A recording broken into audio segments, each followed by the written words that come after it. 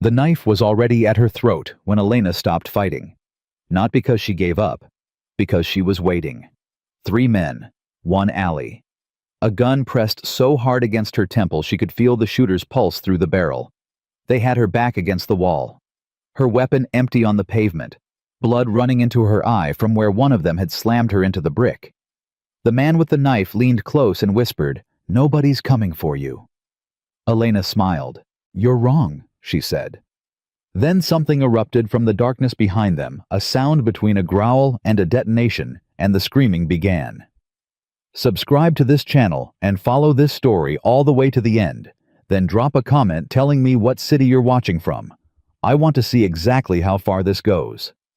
The hard drive weighed less than 4 ounces. Elena Cross had memorized that fact somewhere between the 3rd-floor stairwell of Blackthorn's Seattle Operations Building and the fire exit that dumped her into an alley full of rain and shadow.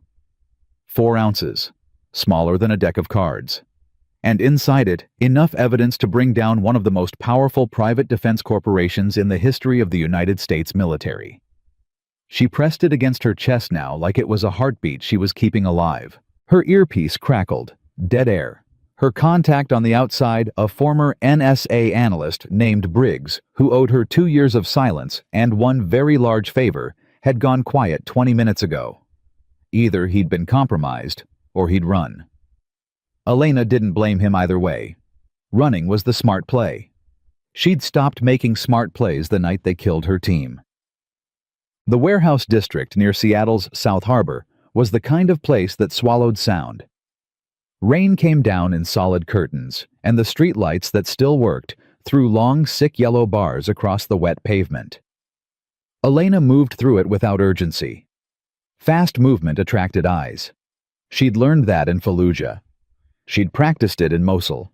She'd survived on it in places that didn't make it onto official maps. She was 41 years old, 17 years in naval special warfare, commander of a covert unit that had, according to official Department of Defense records, died in a gas explosion during a classified counterterrorism operation in northwestern Syria 2 years, 3 months and 11 days ago. She had the memorial citation framed somewhere. She'd never hung it. Her boots found a puddle. She stepped through it without breaking stride. Her left ribs ached from where she'd caught a door frame during the extraction. She hadn't had time to check whether anything was cracked. She cataloged the pain, the way she cataloged everything. Noted it, filed it, moved on. 3 blocks to the extraction point. A stolen maintenance van. Keys above the left rear tire. Fake plates registered to a shell company that traced back to a fishing charter in Anchorage that didn't exist. She had done this before. She knew exactly how to disappear.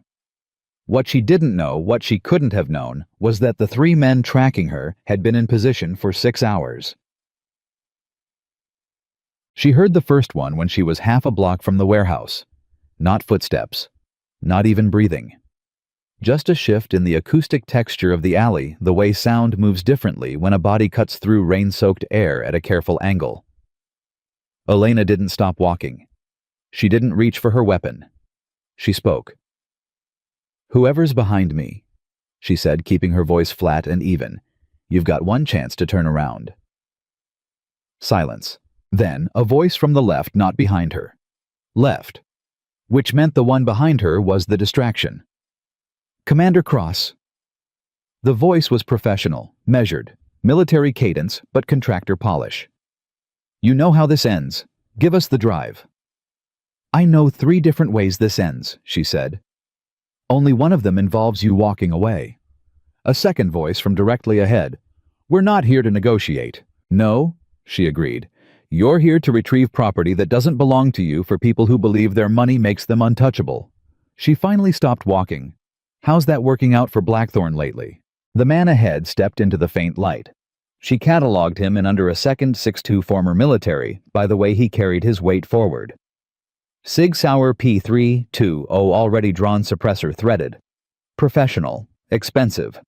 The kind of contractor who didn't freelance, he was on a retainer.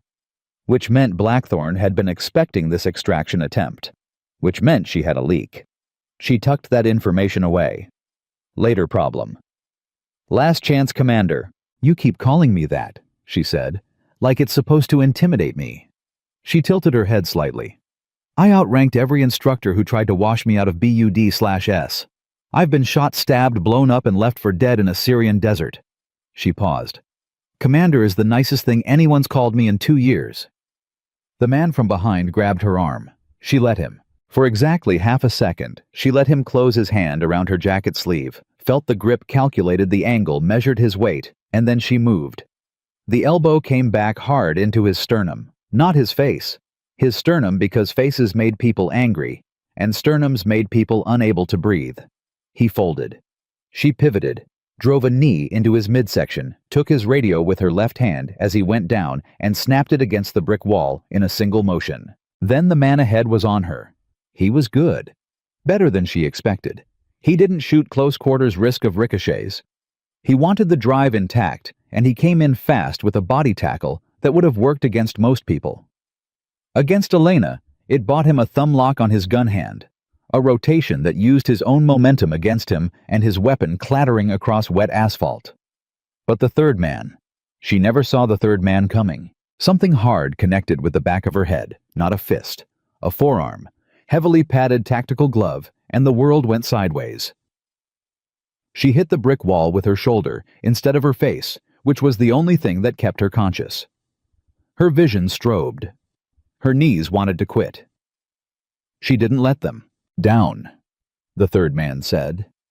His voice was different from the others, quieter, more certain. The voice of someone who had done this so many times it had stopped registering as violence. He pressed the suppressor against her temple. Drive. Now. The first man had recovered enough to find his footing. He pressed a blade against her throat, not hard enough to cut, angled exactly right to make her feel every millimeter of it. You fought well, the third man said. Not a compliment. A eulogy. Elena's hand was on the hard drive inside her jacket. Her pistol was on her hip. She could feel the grip against her palm, but drawing it meant dying before the gun cleared the holster. 3 trained men, 2 weapons already on her, one of them with a contact shot on her skull. The math was not in her favor. She had known this was possible. She had planned for exactly this. Okay, she said quietly. Okay, you win. The man with the gun pressed it harder. Drive, slowly. She reached into her jacket. Her fingers closed around the hard drive, started to pull it free. And then Elena Cross did the one thing none of them expected. She smiled. Rex, she said. Not loudly, not a shout. Just a name spoken into the rain with complete and total authority. The growl that answered her seemed to come from everywhere at once. The Belgian Malinois hit the man with the knife from the left side at somewhere between 30 and 40 miles per hour. 85 pounds of trained military working dog traveling at full sprint, doesn't tackle it, detonates. The man's scream cut the night wide open as Rex's jaws found his forearm and the grip on the knife became completely irrelevant. They went down together in a thrashing chaos of shouting and growling and wet pavement, and the knife skittered away into the dark. Elena dropped instantly. The suppressed gun fired. She felt the air move above her head, felt the pressure wave of the round punching through space where her skull had been 1/10 of a second earlier, and she drove upward with everything she had left. Both hands locking around the shooter's gun arm, pulling him forward and down, using the brick wall as a backstop. His head connected with the wall. He stayed up. Harder than she expected. She hit him again. He went down. The first man, the one she'd cracked in the sternum, had found enough oxygen to function. He came at her from behind, caught her around the midsection, tried to drive her into the pavement. Elena went with it, turned the fall into a roll, came up on one knee with her pistol finally in her hand. Don't, she said. He froze. His hands came up slowly. Rex had the second man pinned to the pavement, one massive paw on the man's chest, jaws close enough to his throat that the man was very carefully not moving. The dog's amber eyes never left Elena's face, waiting, reading her. Good boy, she said. Hold. Rex held. Elena looked at the man in front of her. His face was bloodless rain streaming down his forehead, hands still raised. Former military, she could see it in his eyes, in the way he measured her without rage, the professional calculation of a man who knew when the play had failed. "Who sent you?" she said. "You know who sent us. I want to hear you say it." His jaw tightened. "That's not how this works." "It is now." She took one step closer. "I'm going to ask you once more. Who authorized this retrieval?"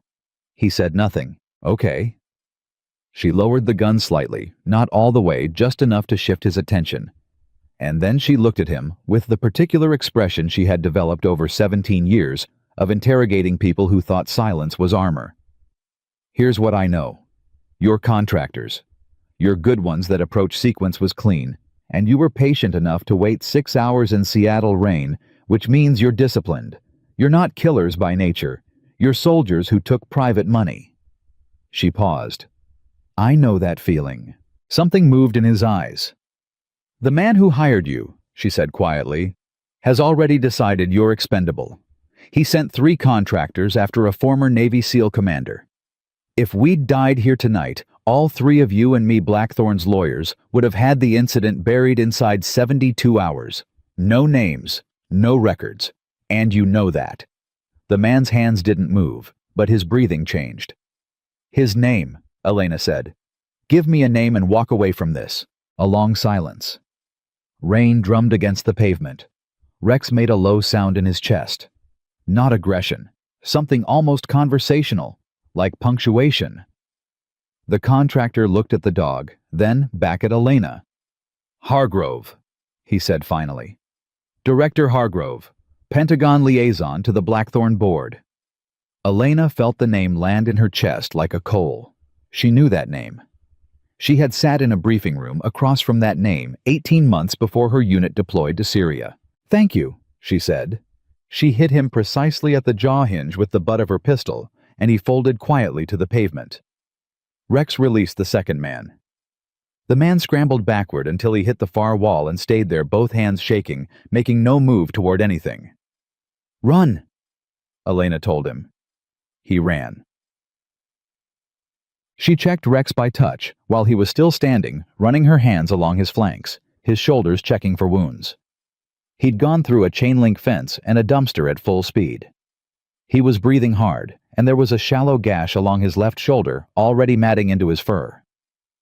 "I know," she murmured. "I know. Good work." He pressed his forehead against her hand for exactly 2 seconds. That was Rex's version of a debrief. She pulled the hard drive from her jacket, turned it over once in her hand, and slid it back against her ribs. Then she looked at the unconscious man on the ground, at the earpiece still in his ear, at the tactical vest, at the shape of the radio frequency transmitter clipped to his belt, and felt the cold calculation settle over her like a second skin. They'd tracked her to the warehouse. Not randomly. Not from the building's security system. She'd killed that on the way in. They'd known the route. Known the timing. Briggs. She closed her eyes for exactly 3 seconds. Opened them. Briggs had gone quiet because Briggs was gone. Whether that meant bought or dead, she couldn't know yet. Either way, the extraction route was burned. The van 3 blocks away was potentially compromised. And if Hargrove had mobilized 3 contractors inside 6 hours, he had more coming. "Change of plans," she said to Rex. The dog tilted his head. "We're not running tonight." She had 4 burner phones each, registered to a different fake identity, stored in different locations across Seattle. The nearest was in a locker at King Street Station, a 12-minute walk that she completed in 9 Rex, moving silently at her left heel, the way he had been trained, reading her pace and matching it without a command. The locker gave her the phone $300 in cash and a folded piece of paper with 7 addresses she had memorized and then written down as backup because field experience had taught her that adrenaline could eat memory and she could not afford to forget. The third address on the list, a man named Daniel Mercer. She had never met him in person. She knew his file by heart. 44 years old. Former military journalist embedded with the 75th Ranger Regiment in Afghanistan. Then a 3-year stint with an independent investigative outlet covering defense contractor corruption. He'd broken 2 stories, one on overpriced equipment procurement, one on a Blackthorn subsidiary operating refugee relocation programs in Eastern Europe. His second story had been killed before publication. His editor had cited legal pressure. Daniel had cited something else in the encrypted message he'd sent her 6 weeks ago through a network of anonymous nodes she'd spent 18 months building. They took my sister, he'd written. She went into one of their relocation programs in Sarajevo.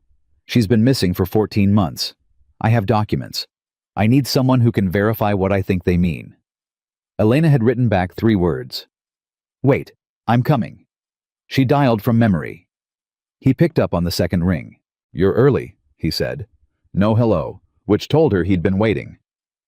Change of schedule. She kept her voice level. Are you somewhere secure? A pause. Define secure. Not your apartment, not your office, not anywhere Blackthorn knows your name. Another pause. Longer. I have a place, he said. Old university friend. She doesn't know what I'm working on. Good. Go there. Now not in an hour. Leave your regular phone on your desk on screen up somewhere it would be sitting if you were home. Take a cab, not rideshare. Cash only. You think they're watching me already? If they're watching me, Elena said, then anyone I've been in contact with is a person of interest, and someone just told Blackthorn exactly where I was tonight. Silence on the line. She could hear him thinking. How bad is it? He asked. The drive is intact, she said. That's what matters. That's not what I asked. She watched Rex sniff the edge of a payphone housing with methodical interest. I'll tell you everything when I see you. Send me the address encrypted. You still have the cipher? Yeah. A beat. Yeah, I still have it. He sounded steadier now. Fear metabolizing into purpose, she recognized that transition. She had lived inside it for 2 years. Daniel. She waited until she felt him listening completely. Whatever you've been imagining this is, it's worse than that. A long silence. My sister, he said quietly. I know. She closed her eyes for a half-second. I know. Go. She ended the call and stood in the rain for a moment with the phone in her hand. Rex sat beside her completely still, watching her face with the amber eyes that always seemed to understand more than she could articulate. Hargrove, she said aloud, not to the dog, but to the name itself. Putting it in the air, making it real. She had sat across a table from that man. She had shaken his hand. He had read her unit's deployment orders signed off on their mission parameters, stood at a podium 6 months later, and called her team heroes who sacrificed everything for their country. She had watched that press conference from a safe house in Ankara, 22 pounds underweight, with Rex's head on her lap, and a field-dressed gunshot wound in her left arm. Heroes. The rage that lived under everything she did, under every calculated breath, every disciplined step, every patient month of evidence gathering shifted in her chest like tectonic plates. Not yet, she told herself. Not yet. She needed Mercer. She needed the documents he'd been sitting on. She needed the footage on the hard drive cross-referenced with the database she'd been building in pieces across 17 different encrypted cloud partitions. She needed all of it in one place, verified, ready. Because when she burned Blackthorn down, she intended to burn it completely. No survivors, no subsidiaries, no offshore accounts slipping through, no second branch flowering from the roots while the main trunk fell. All of it. She found Mercer's temporary address on her encrypted app 40 minutes later. An apartment in Capitol Hill. Second floor belonging to a woman named Andrea Park, a civil engineering professor at the University of Washington, who apparently trusted Daniel Mercer enough to hand over her spare key while she was at a conference in Portland. Good people, Elena thought, still existed. They just usually had no idea what walked through their doors. She knocked twice, paused, knocked once. The door opened on a chain. First smart, she noted, and then Daniel Mercer peered through the gap with the specific expression of a man who had spent a year being afraid and was now standing at the edge of something that made fear feel like a warm-up. He was taller than she expected, wire-thin, the kind of lean that came from forgetting to eat rather than intentional discipline. Dark circles carved under his eyes. But his gaze was sharp, direct, the gaze of someone who had spent years training himself to see past the surface of official narratives. He looked at Rex. Rex regarded him with neutral professional interest. "That's—" Daniel started. "Rex," she said. "He's friendly, unless I tell him otherwise." "Right." He unhooked the chain, opened the door, stepped back. "Right. Come in." The apartment was a graduate student's spare room, bookshelves, a folding table, mismatched chairs.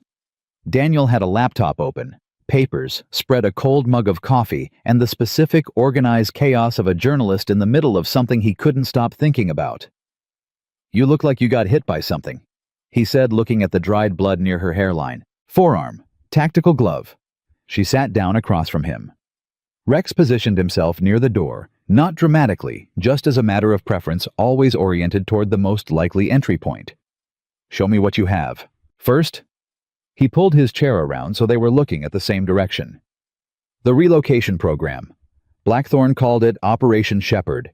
It was buried inside a UN humanitarian partnership and 3 layers of NGO subcontracting.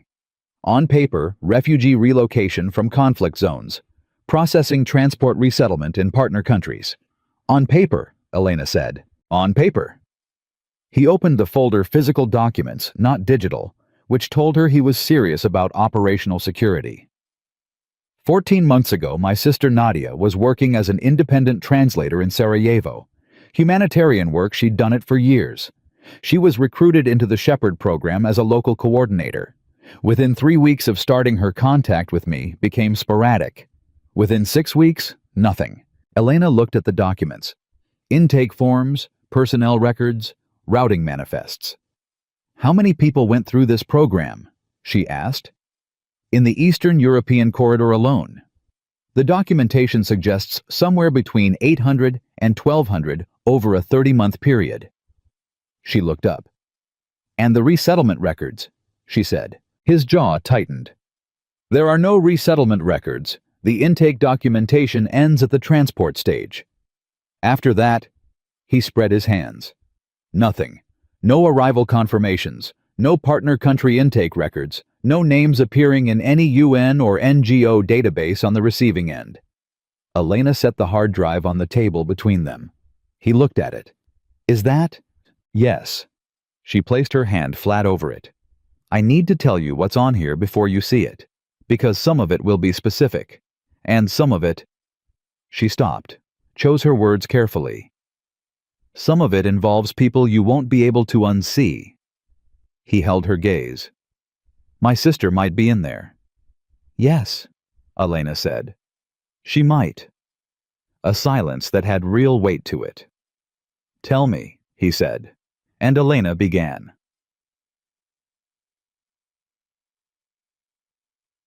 She talked for 40 minutes without stopping. She told him about the unit, about the mission in Syria that wasn't what the deployment orders said it was, about the discovery her team had made, not a terrorist cell, not a weapons cache, but a transit point, a commercial facility using military cargo infrastructure to move human beings.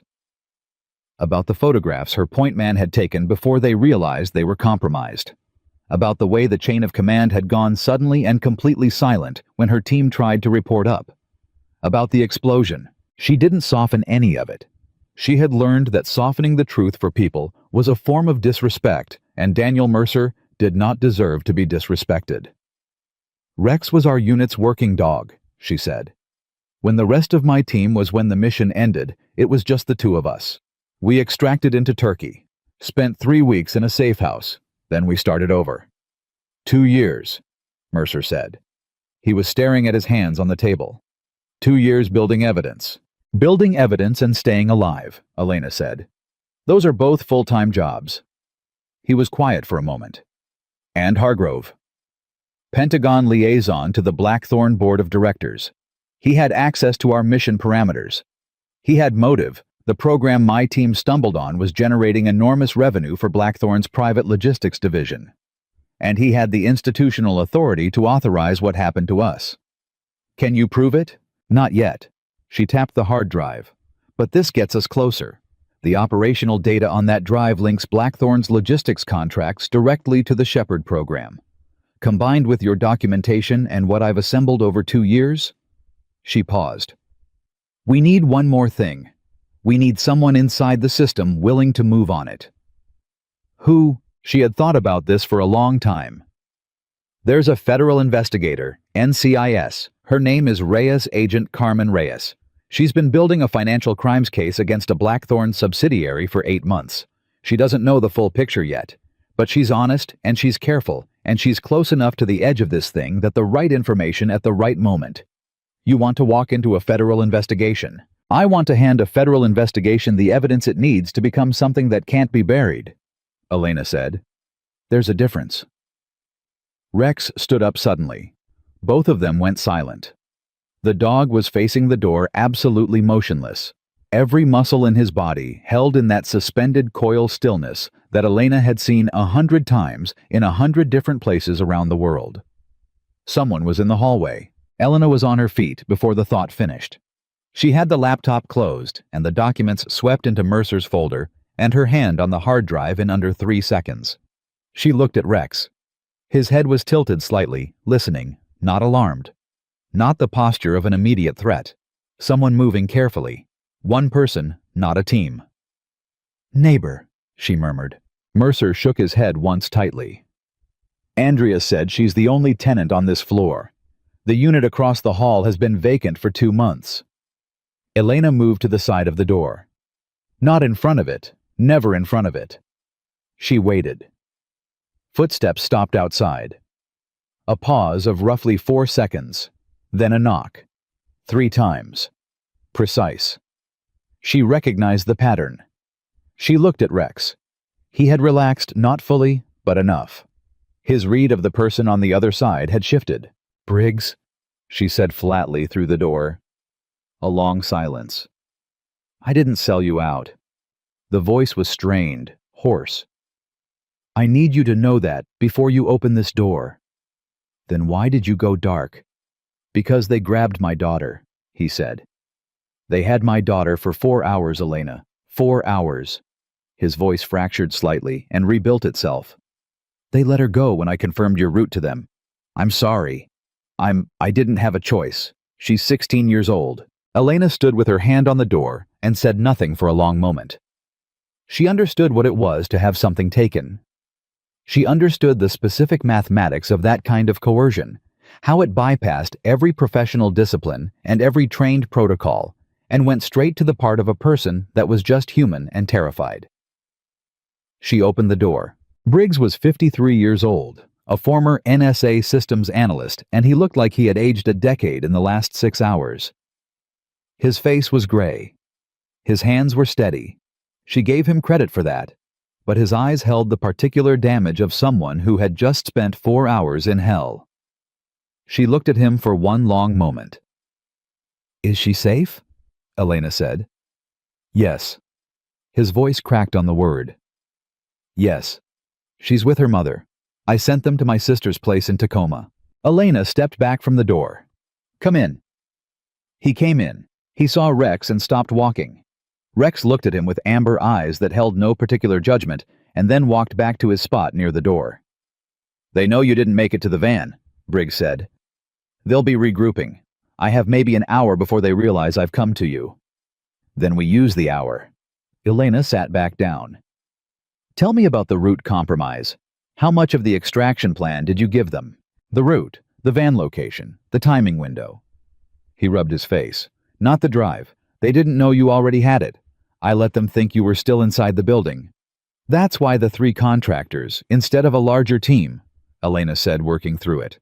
They thought they had more time. Yes. She looked at Mercer. He was watching Briggs with a journalist's careful stillness, absorbing, categorizing, reserving judgment. All right, she said. She picked up the hard drive and held it flat in her palm, looking at it, thinking about the 4 ounces of data that had already cost more than she had the capacity to fully account for her team. 2 years, 3 broken lives in this room alone, and Nadia Mercer somewhere in a logistics chain that ended without records. Here's what happens now, she said. Both men looked at her. We move tonight, not tomorrow, not at dawn. Tonight. Blackthorn will have Seattle locked down by morning contractors, dirty enforcement contacts, media pressure if they're smart enough to start the reputation campaign early. She met Briggs' eyes. I need your NSA access, whatever you still have. I need to get into Blackthorn's internal comms from 2 years ago, specifically the 48 hours before and after my unit's final mission. Briggs nodded once. I can get you the server pathway. Getting in is your problem. Getting in was never my problem. She looked at Mercer. And I need you to tell me everything you know about Agent Reyes. Every public filing, every case she's touched, every institutional affiliation. I need to know whether she can be trusted before I put the full picture in front of her. Mercer pulled his laptop back open. I already started a file on her 2 months ago when I first found the Shepard documentation. I had a feeling it was going to come to this. Good instinct, Elena said. Frightening instinct, he said quietly. There's a difference. Despite everything, she almost smiled. Rex lifted his head and looked at her. She had been underestimated her entire life. By instructors who thought a woman couldn't survive BUD/S. By commanders who thought she was too emotional for special operations. By a defense contractor who thought she was dead. They were all wrong.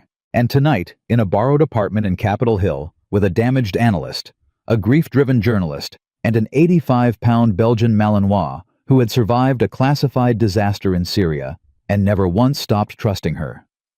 Elena Cross began the final phase of the longest mission of her career. She pressed the hard drive against the table. Let's get to work, she said. Briggs opened his laptop and his hands were still shaking. Not badly, not the kind of shaking that made a person useless. The kind that came from a man who had spent his entire adult life believing he was the kind of person who would never break, and had discovered in the space of 4 hours that everyone breaks when the right person is in danger. He had been an NSA systems analyst for 19 years. He had compartmentalized state secrets, survived 3 congressional investigations, and kept his mouth shut about things that would have made most people's hair go white. Then they put his daughter in a car and drove away, and everything he thought he knew about himself became negotiable. He knew Elena was watching him. He knew she was calculating exactly how much she could trust him, and what that trust was worth now. He didn't resent it. It was the right call. The server architecture Blackthorn uses for internal communications is proprietary, he said, pulling up a system diagram he had no business having saved on a civilian laptop. But it runs on a back-end infrastructure they purchased from a defense logistics company called Meridian Systems in 2019. Meridian had a federal contract, which means there are compliance logs maintained on a government server that Blackthorn doesn't control directly. Elena leaned forward. Can you access the compliance logs without tripping a flag? Not through any channel they're monitoring. He looked at her sideways. But there's a legacy maintenance port in the Meridian architecture that was supposed to be closed when Blackthorn transitioned their comms.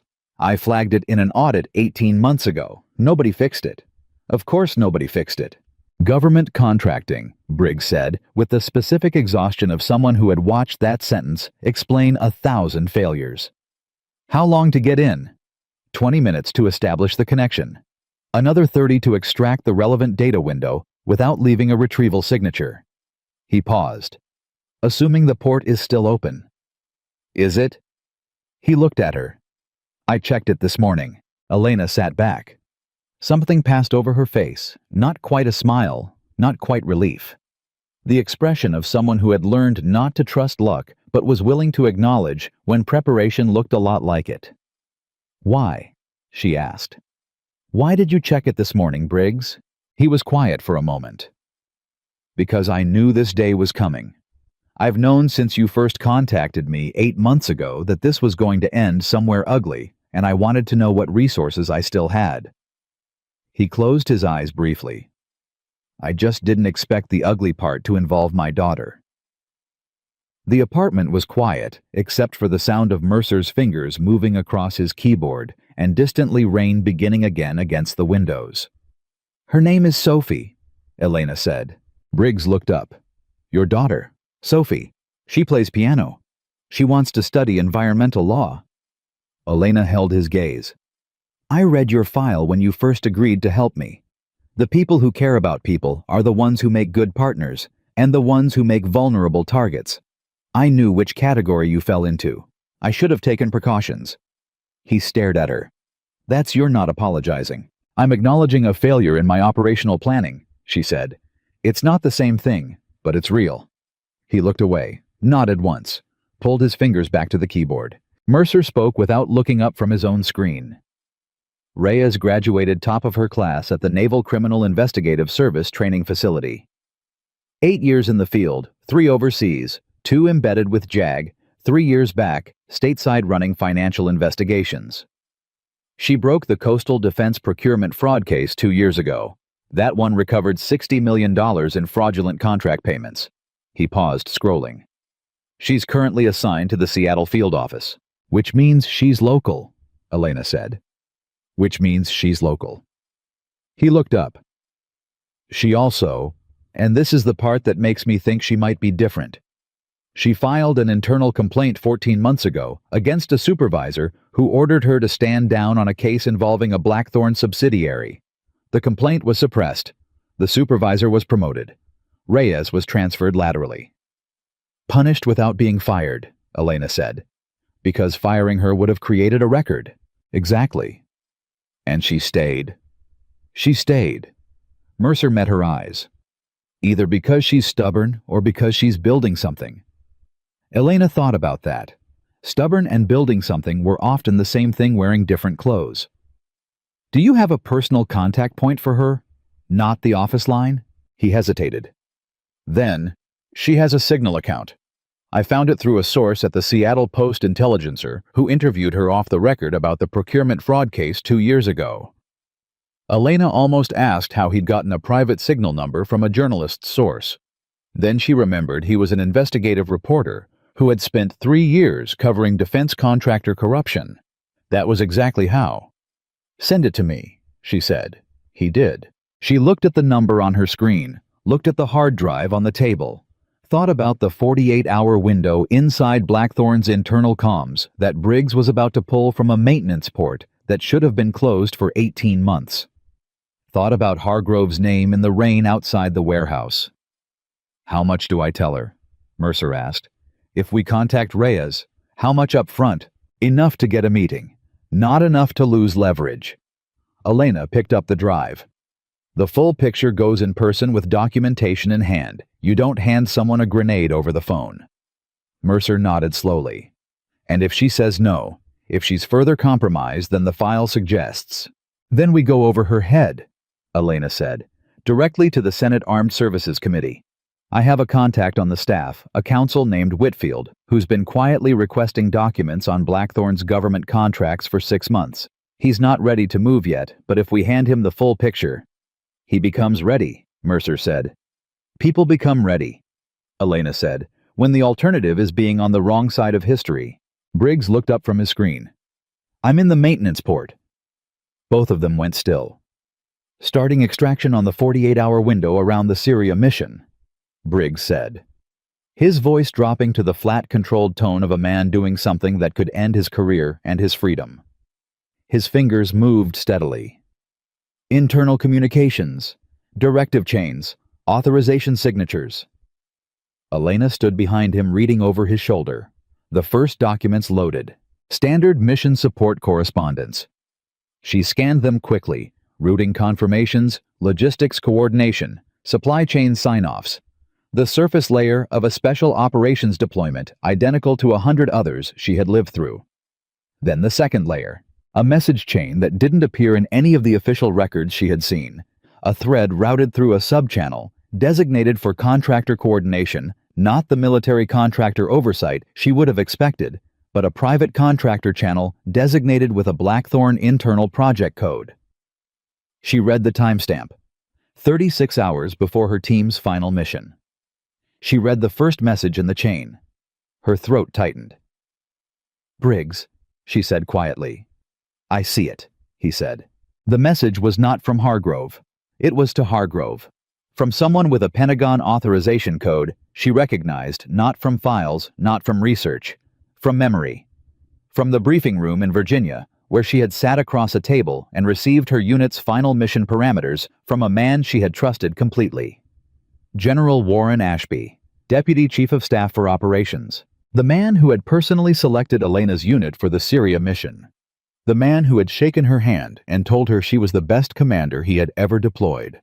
The man who had stood at a different podium from Hargrove's 3 weeks after the explosion and choked up actually appeared to choke up reading her team's names aloud at a memorial service she hadn't been able to attend because she was officially dead. The message to Hargrove was 11 words. Confirm the unit is in position. Authorization for Shepard protocol is active. Elena read it twice. Then she made herself breathe. Mercer was reading it now, too, from behind her other shoulder. She felt the moment he understood what he was looking at, because the quality of his silence changed. Shepard protocol, he said. The same words as his sister's program, not a coincidence. No, Elena said. Not a coincidence. Briggs was already pulling the next layer of documents. His hands had stopped shaking. This was the strange mercy of revelation. It gave people something to do with their horror. The Shepard protocol thread unrolled across the screen. Not one directive, not two. A chain of authorizations spanning 14 months routed through Ashby's office via Hargrove to Blackthorn's private logistics command. Relocation manifests, transport schedules, cargo designations that used container codes Elena recognized from military supply chain documentation codes that were supposed to designate humanitarian supplies. The refugee relocation program wasn't a side operation, Mercer said, and his voice was very careful. The voice of a man keeping his emotions on a very tight leash because he needed his mind clear, and he knew it. It was built inside the military's own logistics infrastructure. They didn't just use military cover, Elena said. They used actual military assets, cargo channels, transport contracts, oversight exemptions that came with authorized military movement. She pressed her hand flat on the table. That's why my team's discovery was so dangerous. We weren't finding evidence of a contractor running a side operation that could be plausibly denied. We were finding evidence that reached into the actual command structure. And Ashby authorized the mission that killed your team, Mercer said. Authorized the mission, Elena said. And the mission within the mission. A silence that had the weight of something too large to be held all at once. Briggs looked up from the screen. His face was gray again, but differently. Not the gray of a man who had broken. The gray of a man who had been working in the dark for years and had just seen clearly and completely how much darker it was than he had understood. There's something else, he said. Elena looked at the screen. A second subchannel, opened 12 hours after the Syria explosion. The same Blackthorn project code. A brief message chain between Hargrove and an address she didn't recognize external to the Pentagon network, routed through 3 proxy points. The message unit confirmed neutralized. K9 status. The response 6 hours later, K9 unaccounted for. Presumed destroyed in secondary charges. And then a final line from Hargrove. If the dog surfaces, it means she survived. Watch for it. Rex was lying beside the table. His chin was resting on his forepaws. At the sound of Elena's silence, just the quality of it, the texture, he raised his head and looked at her. She looked back at him. If the dog surfaces, it means she survived. For 2 years, she had been careful. She had kept Rex out of sight, used him only in controlled situations, never let him appear in any image or record that could surface publicly. She had known in the abstract that Blackthorn was watching for signs of her survival. She had not known they were specifically watching for him. They've been running passive surveillance for 2 years, she said. Not just for me.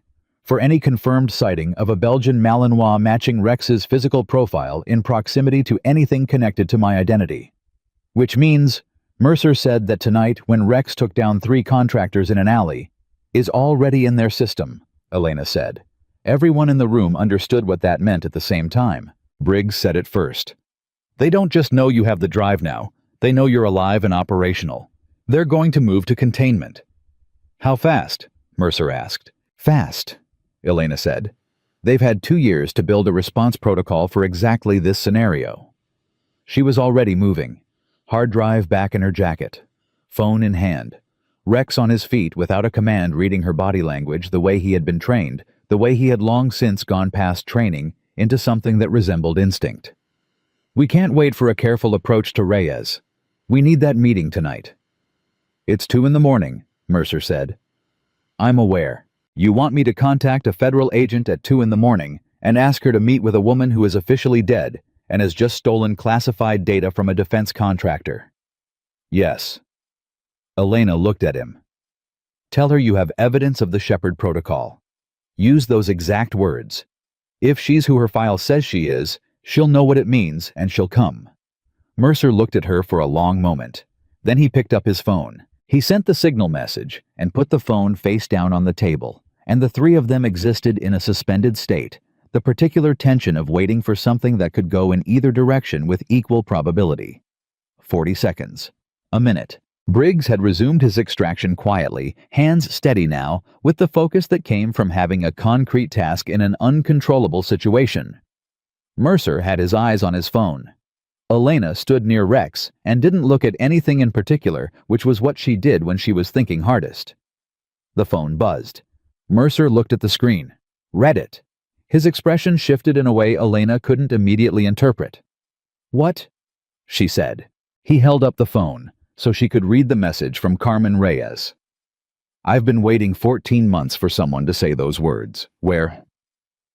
They agreed on a location through 3 exchanged messages, Mercer doing the negotiating, Elena dictating the terms. Neutral ground.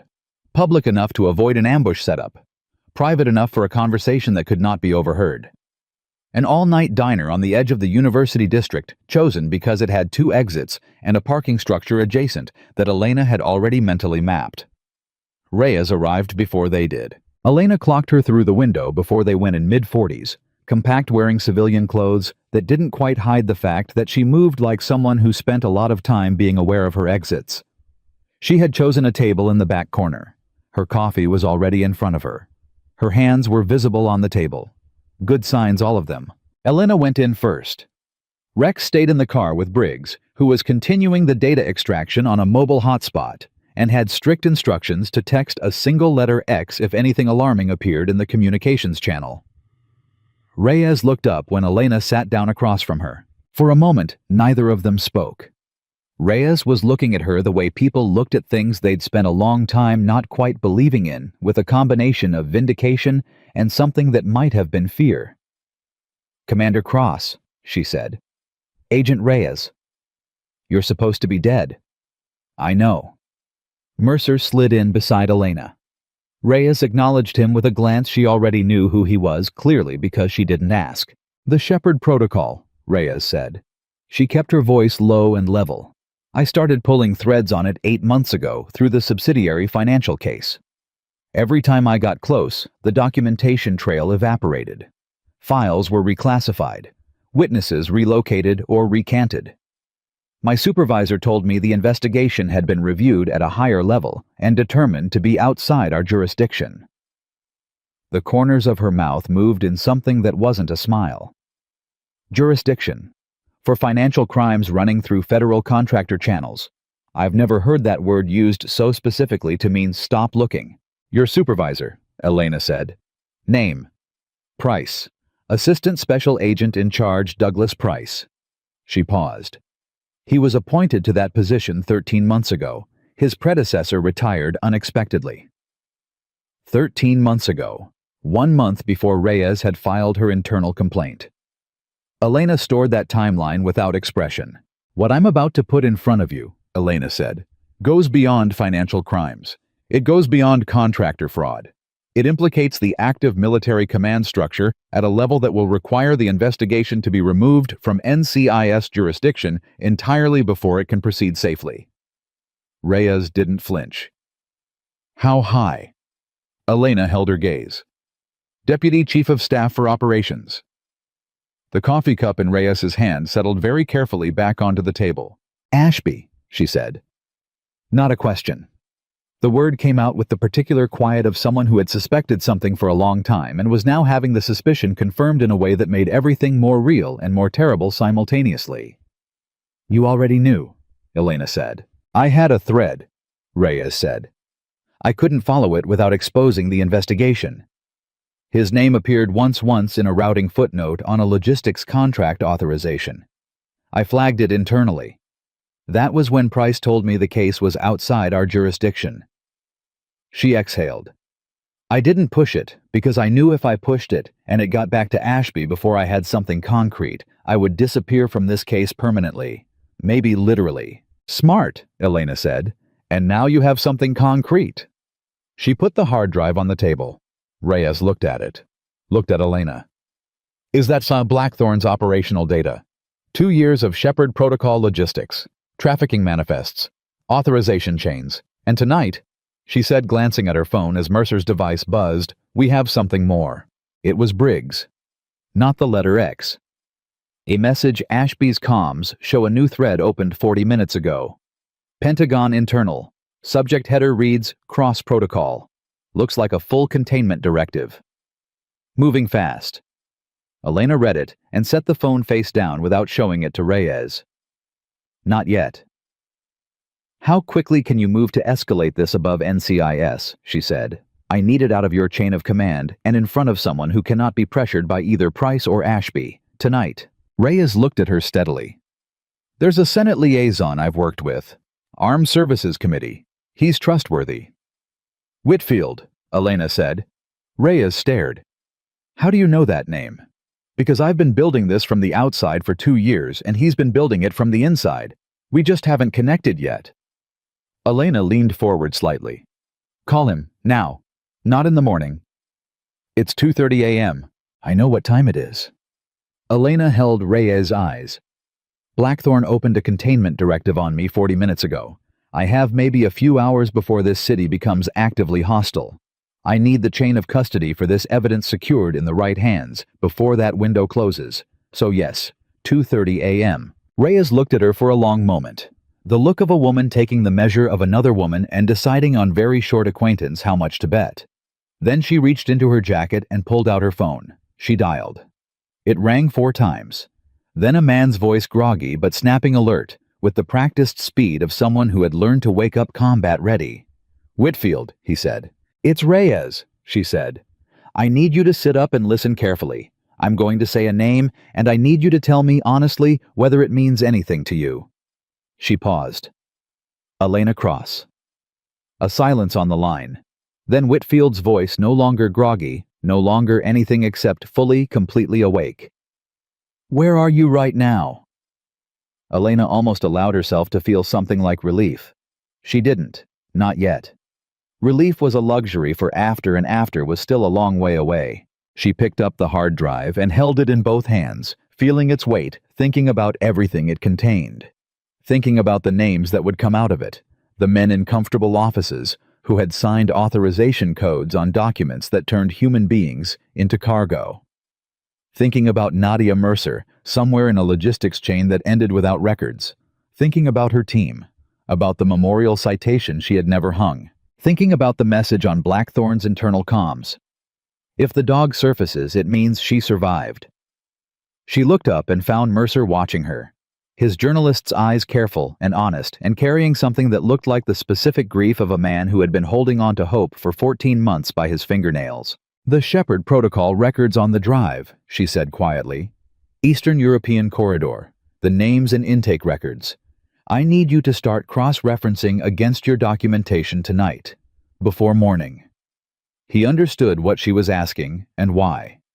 I'll find her, he said. If she's in there, I'll find her. I know you will, she said. It was the most honest thing she could offer him. Not a promise she could make. She had learned not to make promises she couldn't guarantee.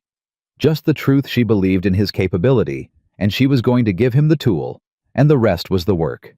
Reyes had moved to the far end of the diner, and was speaking in low, urgent tones to Whitfield, her back to the wall, her free hand moving in the small, emphatic gestures of someone compressing 3 months of conversation into 3 minutes. Briggs sent another message. Containment directive has been flagged to 3 Blackthorn security teams currently in Seattle. Also flagged to someone inside Seattle PD. Don't know the rank yet, but it's a precinct-level contact, not patrol. Elena read it and put the phone in her pocket. Inside Seattle PD. Which meant the police scanner wouldn't give her warning. Which meant the net they were casting was wider than private contractors. They were using institutional infrastructure. Now the way powerful people always eventually did. Not because they were more powerful than the law, but because they had learned over years and many millions of dollars how to wear the law like a coat. She thought about the three contractors in the alley, about the ease with which they had moved through a city, how someone had positioned them inside the right 6-block radius, how the timing had been nearly perfect, how the only variable they hadn't accounted for was an 85-pound Belgian Malinois who was officially deceased. She thought about Ashby at that memorial podium. She thought about the 11 words. Confirm the unit is in position. Authorization for Shepherd Protocol is active. Her team had been in position. They had been in position because she had put them there following orders she had trusted from a man she had believed in, and 11 words had been all it cost to turn them from an asset into a liability to be eliminated. 17 years, 3 continents, hundreds of operations, and in the end, it had come down to 11 words and a project code and a logistics manifest. She sat with that for exactly as long as she could afford to, which was about 4 seconds, and then she stood up, straightened her jacket over the hard drive, and walked toward Reyes. Tell Whitfield we need a secure meeting point and federal jurisdiction established before dawn, she said. And tell him to bring documentation of his committee's prior inquiries into Blackthorn contracts. We're going to need the paper trail to run in both directions. Reyes relayed it without hesitation. Through the window parked across the street, Elena could see Briggs's pale face lit blue by his laptop screen hunched over the keyboard. And in the back seat, visible only as a dark shape, Rex's head, turning slowly watching the street with the same patient vigilance he had maintained in Syria and Turkey, and a dozen safe houses across 2 years of institutional darkness. The dog who had been declared destroyed in secondary charges. The dog who was here anyway. Elena turned back to the table. Mercer had the hard drive connected to his laptop and was already working his jaw set tight, his eyes moving fast across the screen with the disciplined urgency of a man who had been waiting for this moment for 14 months. Somewhere in Ashby's Pentagon office, a containment directive was spreading outward like a stain. Somewhere in Seattle, 3 Blackthorn security teams were being given updated target parameters. And somewhere in the Eastern European corridor, logistics records on that hard drive, a woman named Nadia Mercer was either a name in a database or a gap where a name should be. Elena Cross pulled out the second burner phone, the one she had saved for the single contact she had not yet made, and looked at the number she had memorized 6 months ago and never dialed. She dialed it now. It rang once. I wondered when you'd call, said a woman's voice. Careful, controlled, the voice of someone who had also been waiting. Colonel Darden, Elena said. I need to know if you're still willing to do what we talked about. A silence that lasted long enough to mean something. Send me a location, said Colonel Sarah Darden, former JAG officer and current senior counsel to the Senate Armed Services Committee. I'll be there. Elena ended the call. The net around her was tightening, and she was pulling the knot tighter from the inside. She walked through the diner door like someone who had never once in her life entered a room uncertain of her right to be there, 61 years old. Silver haircut, military short, wearing civilian clothes that she carried with the same authority she would have carried a uniform. 23 years as a JAG officer. The last 4 as senior legal counsel to the Senate Armed Services Committee. She had prosecuted war crimes, defended whistleblowers, and survived 3 different attempts by 3 different generals to end her career through paperwork rather than confrontation. She sat down, looked at Elena, looked at Reyes, looked at Mercer, and said, Tell me you have more than testimony. Elena put the hard drive on the table. Darden looked at it the way a surgeon looks at an instrument assessing utility, not reacting. Authentication. Blackthorn's own cryptographic signatures are embedded in the file headers, Briggs said. He had come in from the car laptop under his arm, Rex settling silently under the table beside Elena's feet. The documents are self-verifying. Any forensic analysis will confirm they originated from Blackthorn's internal servers. And your source access, Darden said, looking at Briggs with the particular focus of a lawyer identifying the most vulnerable point in a chain. Legacy maintenance port in a government-contracted server architecture, Briggs said. I flagged it in a federal audit. It was never remediated. The access methodology is legally defensible. Defensible is a wide word, Darden said. It's the word I have, he said. "I'll take it." Darden was quiet for 3 seconds, which Elena had already learned was her version of a long pause. The Shepard Protocol Chain of Authorization. Ashby's name appears directly. Directly and repeatedly, Elena said, not through intermediaries. His Pentagon authorization code on communications routed to Hargrove and then to Blackthorn's logistics command. 14 months of directives. Something moved across Darden's face. Not surprise, she was too controlled for surprise, but a kind of grim internal acknowledgement, the expression of a person who had suspected the edges of something for a long time, and was now seeing its full shape for the first time. "I've been watching Ashby's budget requests for 2 years," she said quietly. There were line items in the Pentagon appropriations that didn't correspond to any active program I could identify. I raised it twice. Both times I was told it was a classified operational budget and above my clearance level to review. Her jaw tightened.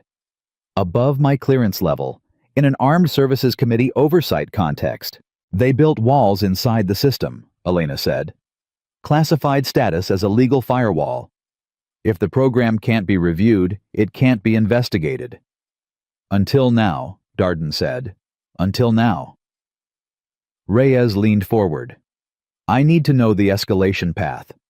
If we take this to the committee formally, Ashby has enough institutional relationship with the Joint Chiefs that a formal notification could reach him before the investigation is secured. It won't go through the committee formally, Darden said. Not initially.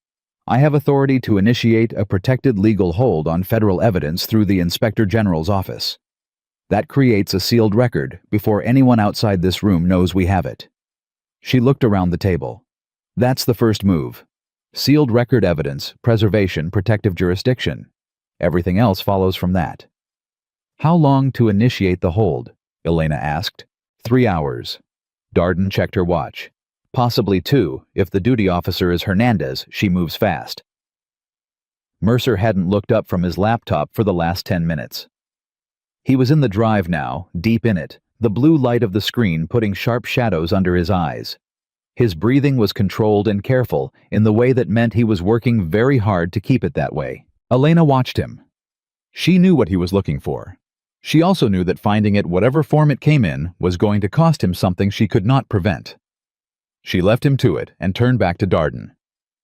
While you're establishing the hold, I need to know what happens to Ashby in the next few hours. Specifically, whether the containment directive he opened tonight can be used against us legally harassing a protected witness obstruction of a federal investigation.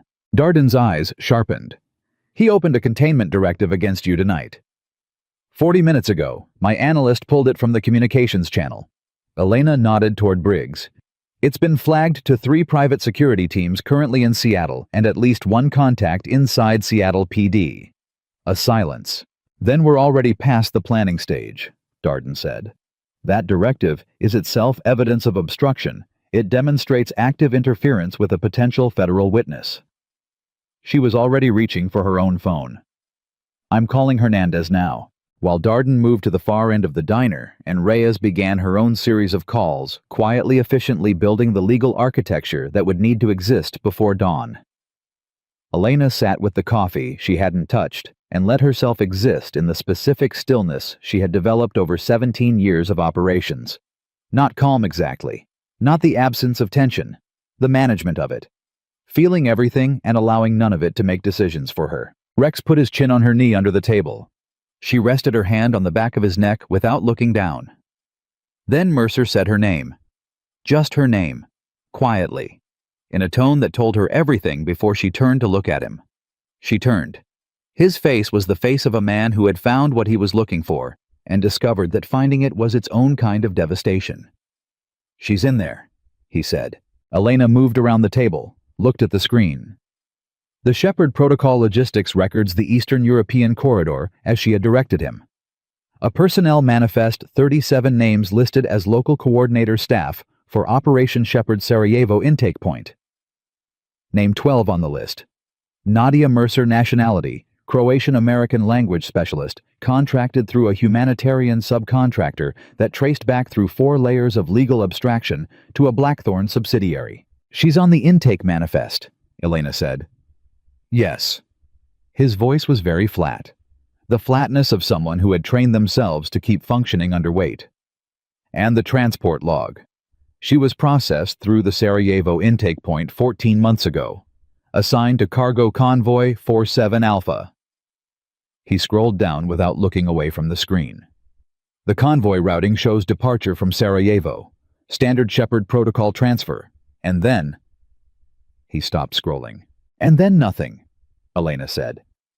The record ends at the transport stage. No destination. No arrival confirmation. No... He stopped. Put his hand flat on the table beside the laptop. Breathed. She's in a manifest that ends. That's all I have. Elena looked at the record for a moment. Then she looked at Mercer's hand on the table, steady knuckles white, holding on. The convoy routing code, she said. 47 Alpha. Is that consistent across the other transports? He looked back at the screen, pulled himself together with visible effort. Yes, multiple convoys use the same routing designation. Then the destination isn't missing, Elena said. It's somewhere else in the drive under a different classification. Cargo manifests and personnel records filed separately. She reached past him and started navigating. Help me find the cargo routing database. He straightened. Found it with her. They worked side by side in silence for 2 minutes. Mercer's grief and Elena's determination occupying the same space without collision, two people who had learned the hard way that falling apart was a thing you did after never during. The cargo routing database opened. Convoy 47 Alpha appeared. The destination field was not empty. It read, Meridian Transit Hub Budapest Final Routing Classified Level 4. Budapest, Mercer said. A transit hub, Elena said. Not a final destination. A processing point. She sat back. Her mind was moving very fast through the implications. Which means Nadia and everyone on that convoy were moved at least once more from Budapest. Level 4 classification means the final destination was routed through a channel that required Ashby's direct authorization.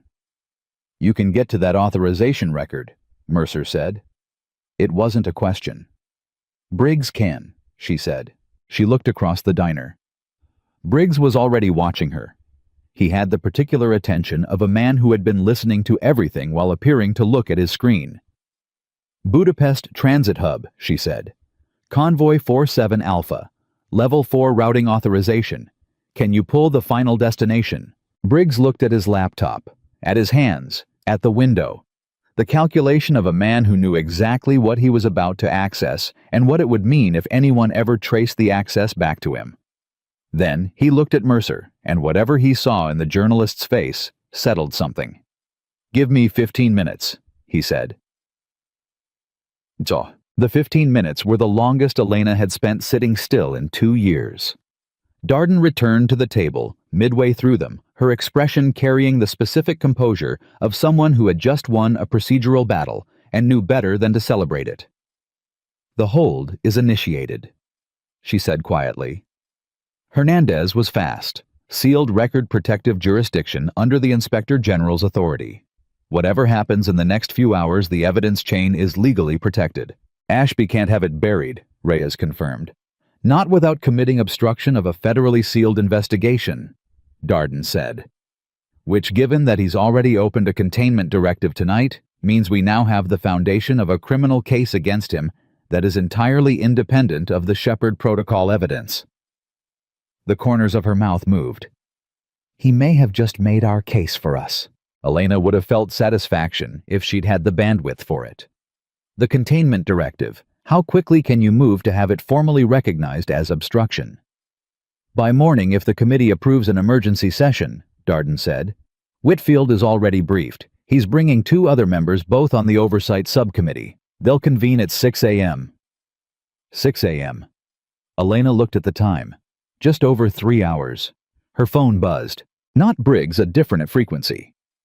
Her encrypted channel, the one that only 4 people in the world had the address for. She looked at the screen. The message was from a number she didn't recognize. They're moving on the diner. 8 minutes. Back exit now. She was on her feet before the message finished processing. We need to move, she said, voice level, no drama. the specific tone she had used in the field when there was no time for anything except compliance. "Everyone, now, through the back." Darden looked at her. "What's?" "Someone burned our location. 8 minutes, possibly less. Back exit." Elena was already reaching under the table for Rex's harness. "Bring everything. Leave nothing." No one argued.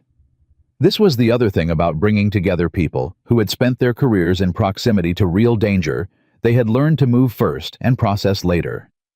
Darden swept her documents into her bag in one motion. Reyes had her credentials and weapon checked in the same movement she used to stand. Mercer closed the laptop and had it under his arm in under 3 seconds, the hard drive already in his jacket pocket by instinct. Briggs grabbed his own laptop and looked at Elena. "I'm 4 minutes from the Budapest routing." "You're finishing it in the car," she said. They went out the back. The alley behind the diner was empty. Elena moved them fast and without sound toward the parking structure she had identified earlier, not because she'd known they'd need it, but because identifying exits was a reflex so deeply embedded she did it the way other people breathed. Rex was at her left heel, head up, ears swiveling, reading the acoustic texture of the dark, the way he had been trained, and the way he had long since transcended training. He made no sound, which meant the alley was clear. For now. She got them into the structure's second level, into the rented sedan that Briggs had arrived in, and that was registered to a name Blackthorne didn't have on their list yet. Engine on. Moving before the doors were fully closed. "Who sent the warning?" Mercer asked from the back seat. Elena was already thinking about that. The encrypted channel. The 4 people who had its address. "I don't know yet," she said. "But they just saved 6 lives, so I'll figure it out later." Rex settled into the back beside Mercer, with his chin on his forepaws and his amber eyes watching the rear window with calm, dedicated attention.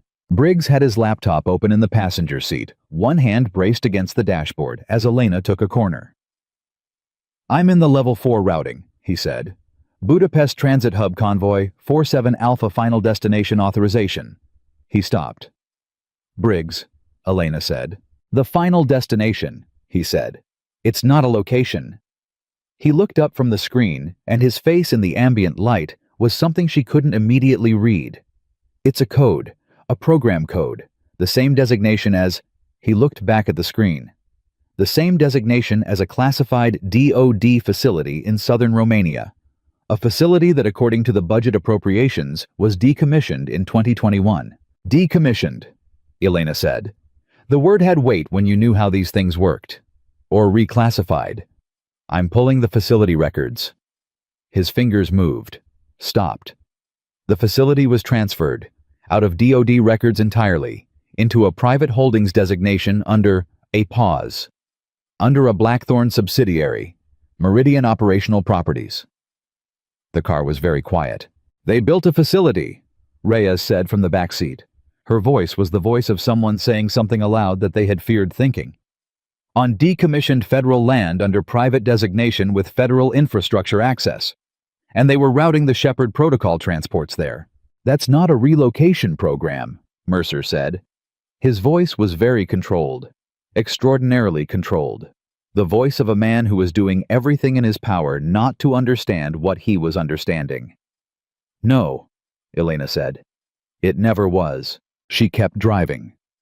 The city moved past them in the dark, and the wet, indifferent, and enormous full of sleeping people who had no idea that in the back of a sedan moving through their streets, 5 people were sitting with a truth that had the specific gravity of something that changes the shape of everything around it. Mercer spoke after a long silence. "Is she alive?" Elena held the wheel. "The facility was listed as active in the budget appropriations up to 18 months ago," she said. "The Shepherd Protocol intake records continue through that period. There is no termination record." "That's not an answer." "No," she said. "But it's not a no either." Another silence. "Romania," Mercer said quietly.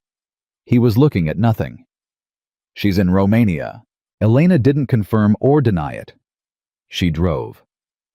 The operational part of her brain was already building the next sequence of moves. The 6 a.m. committee session.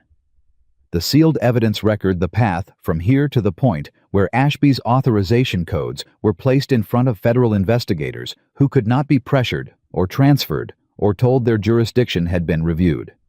The part of her brain that was not operational, the part she had been managing for 2 years, the part that remembered her team's faces and the sound of the explosion and the specific weight of Rex's head in her lap in a safe house in Ankara, that part was doing something different. It was thinking about a logistics manifest that ended, about a name 12 on a list, about what it meant that the record didn't show termination. It could mean Nadia Mercer was alive, in a private facility on decommissioned federal land in southern Romania, cut off from every record that would let anyone find her. Alive, but not free, which was its own category of terrible, and also the only version of the truth Elena could give Mercer that left him functional. Because she needed him functional. She needed all of them functional. Darden, Elena said, already thinking it. Darden said from the back seat. The facility designation. If it's held under a Blackthorn subsidiary on former federal land, there is a legal argument that federal jurisdiction never fully transferred, which means a federal warrant could— How long? Elena interrupted. With the evidence we have 24 hours, if the committee session produces what I think it will. Darden paused. The committee has treaty partners in Romania. If we can establish the facility's connection to American federal contractor activity, there's a bilateral framework for 24 hours, Elena said. Elena. Darden's voice carried the very specific tone of someone who understood operational urgency and needed her to hear the limitation anyway. I know what 24 hours means when someone might be in that facility. I'm not being slow. I'm being accurate. Accurate gets your evidence used. Fast gets it thrown out. Elena absorbed that. Darden was right, and she knew Darden was right, and knowing it didn't make the number easier to hold. 6 a.m., she said. We make the committee session the hardest thing Ashby has ever watched happen from inside his office. Rex raised his head from the seat. He was looking at the rear window again, ears up. Elena checked the mirror. Headlights. 2 vehicles running without the spacing of ordinary traffic, maintaining the same distance through 2 turns. We have a tail, she said. No alarm in her voice, just information. 2 vehicles. They picked us up coming out of the parking structure. Reyes was already turned in her seat. Contractors or PD? No light bars. Contractors. Elena's hands adjusted on the wheel. We have 20 minutes before this route runs out of options. Briggs, are you done with the facility records? Pulled and saved, Briggs said. He had closed the laptop and had both hands flat on it, which was the appropriate response to a man who was a data analyst and not a field operative and knew the difference. Good. She took a turn without signaling. The 2 vehicles followed. Darden is there anywhere in this city, you have guaranteed federal access sanctuary. Not a government building somewhere with federal jurisdiction that's not on a public registry. A pause. There's a Federal Protective Service safe facility on the eastern edge of the district. It's used for witness protection staging. I have access codes. Address, Elena said. Darden gave it. Elena ran the route in her head. 12 minutes. 3 turns that could create separation if she used them right. And if she couldn't create enough separation, she needed a different solution. She looked at Rex in the mirror. Rex looked back at her. Patient. Certain. Already reading her the way he always did. Not her words, not her commands, but the quality of her attention, the particular set of her shoulders, the breath pattern that told him she was moving from planning to execution. Here's what happens, she said to the car. I'm going to get you to the safe facility. When we arrive, everyone goes inside and locks the jurisdiction. Darden establishes communications with the committee. Reyes begins the formal evidence intake process. Mercer stays on the drive and pulls everything that can be extracted from the Romania facility records. She paused. I'm going to handle the tail. Alone, Reyes said. With Rex. She met Reyes' eyes in the mirror. We've done this before. Mercer looked at the dog, at Elena. You're going to come back, he said. It was phrased as a statement but carried the weight of a question. I'm going to come back, she said. This isn't the end of the story. This isn't even close to the end. She took the first of the 3 turns. The 2 vehicles followed. She took the second turn and accelerated sharply, putting 2 blocks of distance between her and the tail in under 40 seconds. Behind her she heard Briggs inhale. Darden held on to the door handle without a sound. Rex braced against Mercer's side without shifting his gaze from the rear window. The safe facility appeared on the right side of the street. She pulled in hard, stopped, had all 4 doors open before the engine was fully off. "Go, now, don't stop." They went. Darden had the access code in her phone, and the door opened in 12 seconds. Reyes went through, last looked back once at Elena, and something passed between them. Not sentimentality, not the kind of emotional exchange that had to be named. Just recognition. One professional to another. An acknowledgement that what was happening here was real, and they were both in it completely. The door closed. Elena turned the car around.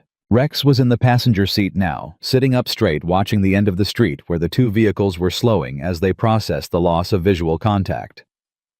"You ready?" she said. He looked at her. She drove toward them. The thing about contractors, the thing about men who were trained to pursue who were operating in a city they didn't know. Following a target on a route they hadn't planned was that they didn't expect the target to come back. They expected flight. They planned for flight. Their entire operational architecture assumed that the person they were hunting wanted to be somewhere else. Elena Cross for 17 years had survived by refusing to be what enemies expected. She drove straight at them. The first vehicle braked hard and swerved instinct.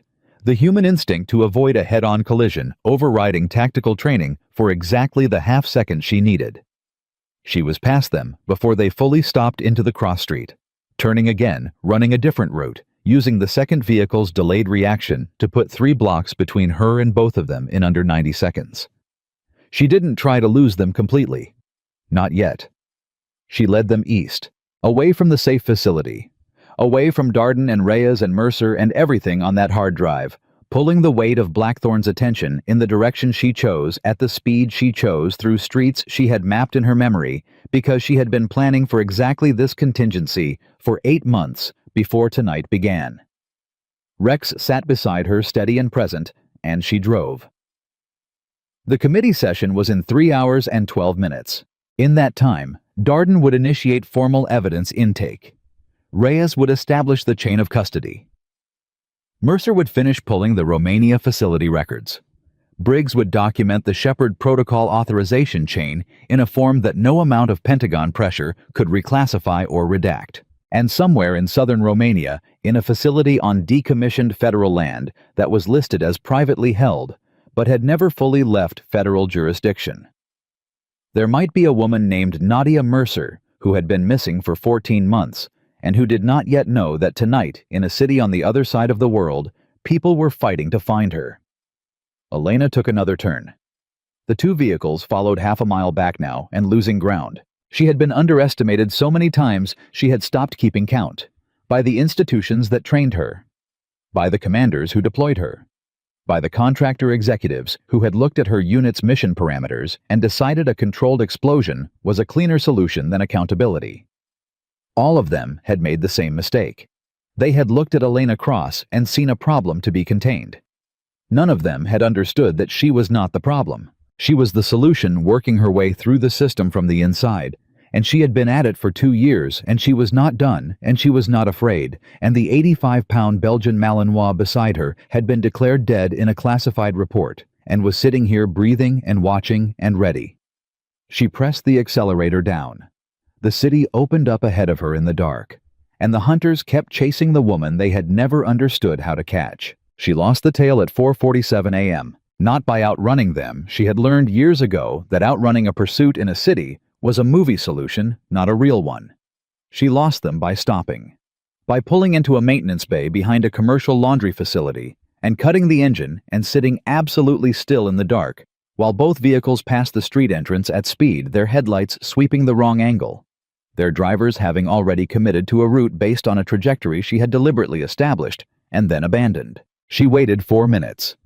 Rex waited beside her motionless, not even shifting his weight, his breathing the slow, patient rhythm of an animal that had learned a long time ago that stillness was not the absence of readiness. Then she drove back to the safe facility. Darden met her at the door. One look at Elena's face, and she stepped aside without asking questions. That was the thing about people who had spent decades in proximity to high-stakes situations. They had developed the specific courtesy of not demanding explanations from people who were still in the middle of something. The room inside had been transformed in the 90 minutes Elena had been gone. Reyes had established a secure communications link with the Inspector General's office. Briggs had the full Shepard Protocol authorization chain printed and organized actual physical documents, because physical documents could not be remotely deleted. Mercer was sitting at the table with the laptop and the hard drive and the Romania facility records open in front of him, and he had the look of a man who had been working with the specific intensity of someone for whom stopping was not an option, because stopping meant feeling what he was keeping at bay. "The committee session is confirmed," Darden said. 6 a.m. Whitfield has 3 members present. They're convening in a secure room in the federal building, not the committee chambers. Lower profile. "Ashby," Elena said. "No indication he knows about the session yet. The sealed record is held." Darden paused. "But his containment directive has been active for over 2 hours now. He's going to start asking why his teams haven't produced results." "Let him ask," Elena said. She sat down, looked at Mercer. "What do you have on the Romania facility?" He looked up. His eyes were red-edged, not from crying from staring at a screen for 2 hours without blinking enough. "The facility operated as a processing and holding site. The records I've pulled from the Level 4 routing show intake logs going back 26 months. Personnel listed as detained, that's the word they used, detained number somewhere between 300 and 400 over that period." The room was very quiet. "Detained," Reyes said. "Detained. Not resettled. Not relocated. Detained." His voice was careful and terrible. The intake logs cross-reference against the Shepard Protocol transport manifests. Every convoy that shows up in the Sarajevo records shows up as an intake entry in the Romania facility logs. The people who went into Operation Shepard never went anywhere else. They went there. "And Nadia," Elena said. "Convoy 47 Alpha arrived at the facility 13 months and 22 days ago." He stopped, started again. "The last log entry with her name is an intake registration. After that she appears only as a detainee number. No name, just a number." He turned the laptop to show her. "She's listed as active in the facility records up to 11 months ago. After that, the individual detainee logs were reclassified. I can't get past the classification without a higher-level access key." Elena looked at Briggs. "Level 5 authorization," Briggs said quietly. "That's Ashby's personal code. I can't get there from the maintenance port." Elena sat with that for a moment. The weight of 11 months of unknown status, alive not alive, moved still there, sitting on the table between all of them, like a physical object. "11 months ago," Darden said. "That coincides with the period when my budget line item inquiries were formally shut down. Ashby's office issued a blanket classification extension across the Blackthorn subsidiary accounts in that window." Her expression was controlled and ferocious. "He reclassified the individual records because someone was starting to ask questions, which means the reclassification is itself evidence of consciousness of guilt," Reyes said. "He knew exposure was coming. He buried the personal records specifically to prevent identification of individual victims." "Can that be used?" Elena said, looking at Darden. "As evidence of obstruction and cover-up, yes, absolutely." Darden was already making notes. "It also means the detainee records are potentially recoverable through a federal court order. The reclassification can be challenged on the grounds that it was issued for the purpose of concealing a crime rather than for legitimate national security reasons." "How long for a court order?" "In an emergency session with what we have 48 hours, possibly 36. Mercer's hands were flat on the table. He was looking at them. "She's been there for over a year." Nobody said anything comforting, because there was nothing comforting that was also true. And everyone in that room knew him well enough by now to understand that he didn't want comfort. He wanted the work to move faster. He wanted the 36 hours to collapse into 6. He wanted his sister to be findable now immediately tonight. Elena understood that feeling with every cell in her body. She had felt it for 2 years about her team. The ones who hadn't made it out. The ones whose names were on a memorial citation she'd never hung. Daniel, she said. He looked up. She's in a record that exists. She has a number that connects to a name. She's on a manifest that we can trace. She held his gaze. That is more than most people in that facility have right now. Keep going. He breathed, nodded, turned back to the screen. Darden's phone buzzed. She looked at it, and her expression shifted. Not alarm exactly, but a sharpening. Whitfield, she said, already standing. Something's happened at the federal building. She moved to the corner of the room, pressing the phone tight to her ear. Elena watched her. Reyes moved close to Elena and spoke low. Whatever it is, we need to be prepared to move the committee session if the federal building location is compromised. Already thinking it, Elena said. Darden came back in 40 seconds. Her face was the face of someone delivering difficult information with professional composure, which was different from the face of someone who didn't feel the weight of it. There's been a development, she said. Ashby's office issued an emergency classification review 30 minutes ago. Nominally, it's a routine national security audit. In practice, she paused. It's a pretext to have federal marshals present at the committee session, ostensibly for security. Actually, as a mechanism to challenge jurisdiction on the evidence before the session can produce any binding resolution. He found out about the session, Elena said. He found out about the session. The room recalibrated. Elena could feel it, the shift in everyone's posture, the slight acceleration of breathing, the specific tension of people who had been building toward a moment and were watching it become more complicated in real time. Who told him? Reyes said. That's the question, Darden said. The session notification was sent to 3 committee members and their senior staff. That's 12 people maximum who had access. Staff member? Elena said. Not a member. A member would have more to lose. She thought for 3 seconds. Does it matter right now if we can't stop the marshals from being present? We need to make the session bulletproof before it starts. Whatever Ashby's lawyers try to argue about jurisdiction, the evidence chain has to be unimpeachable. It is, Briggs said from across the room. He had been listening while continuing to work. I spent the last 40 minutes documenting every step of the extraction methodology. The maintenance port access, the authentication protocols, the chain of custody from server to physical record. If Ashby's lawyers challenge the evidence, they're going to be arguing against their own client's failure to remediate a flagged federal audit finding. He looked up. I wrote the audit report. I can testify to every word of it. Something in his voice had changed. The gray, shaken quality from the diner was gone. What replaced it was quieter and harder, the voice of a man who had been pushed past the point of being afraid and had found something more durable on the other side. Elena looked at him for a moment, thought about Sophie, thought about 4 hours in a car. You don't have to testify, she said. The documentation can stand on its own. I know I don't have to, Briggs said. That's not why I do it. She held his gaze for 1 second and then turned back to the problem at hand, because holding gazes any longer than 1 second was a luxury and she couldn't afford it yet. We go to the session, she said. All of us. Darden presents the evidence under the Inspector General's protective hold. The marshals can be present. That's actually better. It puts everything on the official record from the start. If Ashby's lawyers challenge jurisdiction, Darden answers them on the record in front of 3 committee members. She looked around the room. And we need a contingency.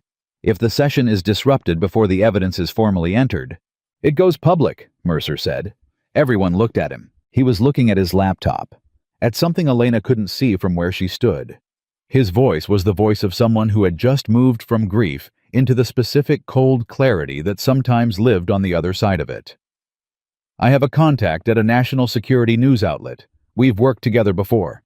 If I send him the Blackthorn files tonight, the Shepard Protocol authorization chain, the Romania facility, records, everything pulled from that drive, he can have it ready to publish the moment I give the word. As a failsafe, Elena said. As a failsafe. If the session is shut down before the evidence is formally protected, the story goes live. He looked up. Ashby can't classify a story that's already public. He can't reclassify documents that are already in front of 40 million readers. That's the nuclear option, Darden said carefully. Once it's public, we lose control of the narrative. The legal proceedings become unstoppable, Mercer said. That's the point. Darden was quiet for a moment. The careful, precise quiet of a lawyer examining an argument she disagreed with strategically but couldn't fault morally. "It would also alert the Romania facility," she said finally. "If Ashby's people see the story breaking before we have a court order, they have a window to move people, destroy records, relocate detainees. Then we don't use it unless we have no other choice," Elena said. The decision point of it landed clearly. Mercer's failsafe was real and necessary, and also carried a cost that had Nadia Mercer's name on it. "Prepare it. Have it ready. Don't send it unless I tell you the session has been shut down and we have no legal path forward." She held Mercer's eyes. "Can you hold it that long?" He understood what she was really asking. Could he hold the trigger when he had his sister's detainee record open on the screen in front of him? When the failsafe was the loudest thing he could do, and the sound of it was the only thing that felt proportionate to 14 months of silence. "Yes," he said. "I can hold it." She believed him. She also knew it was going to cost him, and she accepted that the way she accepted all costs, by noting them, acknowledging their weight, and moving forward anyway. "Then we move in 20 minutes, she said. "Briggs' physical documentation, all of it. Reyes, you're on the evidence chain custody. Darden." "I'll drive," Darden said. "I know that look. You need your hands free." Elena didn't argue. She checked Rex. The gash on his shoulder had stopped bleeding, not deep enough for stitches clean enough to hold. He was eating a protein bar she'd broken into pieces, which he was consuming with the methodical dignity of a dog who considered undignified eating beneath him. She scratched behind his ear once. He leaned into it for exactly 2 seconds. "Okay," she said quietly. "One more." The federal building was 6 minutes away. They were 4 minutes out when Briggs's phone rang. He looked at the screen, frowned. This is the number that sent your warning at the diner." He looked at Elena. "Unknown contact." She held out her hand. He gave her the phone. She answered. "Who are you?" she said. A pause. Then, "Someone who has been inside Blackthorn's legal department for 3 years and has been waiting for a moment like tonight." The voice was young female professional, controlled in the specific way of someone who had rehearsed staying calm under pressure. "My name is Kessler. Maya Kessler. I'm the one who burned your diner location to you before Blackthorn's teams arrived. Why? Because I have been building my own exit from this company for 8 months, and I need someone to walk out the door with." A beat. "And because I have something you don't have." Elena kept her voice level. "What?" "Ashby's Level 5 authorization code," Kessler said. "I handle his documentation routing through Blackthorn's legal compliance interface. I've seen his code entered 12 times. I have it memorized." The car was quiet. Briggs turned to look at Elena from the passenger seat with the expression of a man recalculating everything. "Why didn't you come forward earlier?" Elena said. "Because earlier I didn't have immunity," Kessler said. "I need immunity before I give you anything. Full immunity documented, signed by someone with federal authority. I'll cooperate completely, testimony records, access everything. But I need the immunity in place first." Elena looked at Darden, who was already nodding barely once. "Where are you?" Elena said. 2 blocks from the federal building. I've been watching the building for the last hour." A pause. "I know about the marshals. I know about the jurisdiction challenge. I know because Ashby's lead counsel drafted the challenge 3 hours ago, and it came through our legal routing." "Of course it did," Elena said. "There's something else," Kessler said. Her voice changed slightly, the specific change of someone who has been keeping a piece of information back and has just decided to release it. "The jurisdiction challenge isn't the primary move. It's the distraction. While the marshals are present at the committee session, and the lawyers are arguing about evidence admissibility, Ashby's operational team has been given authorization to access the safe facility."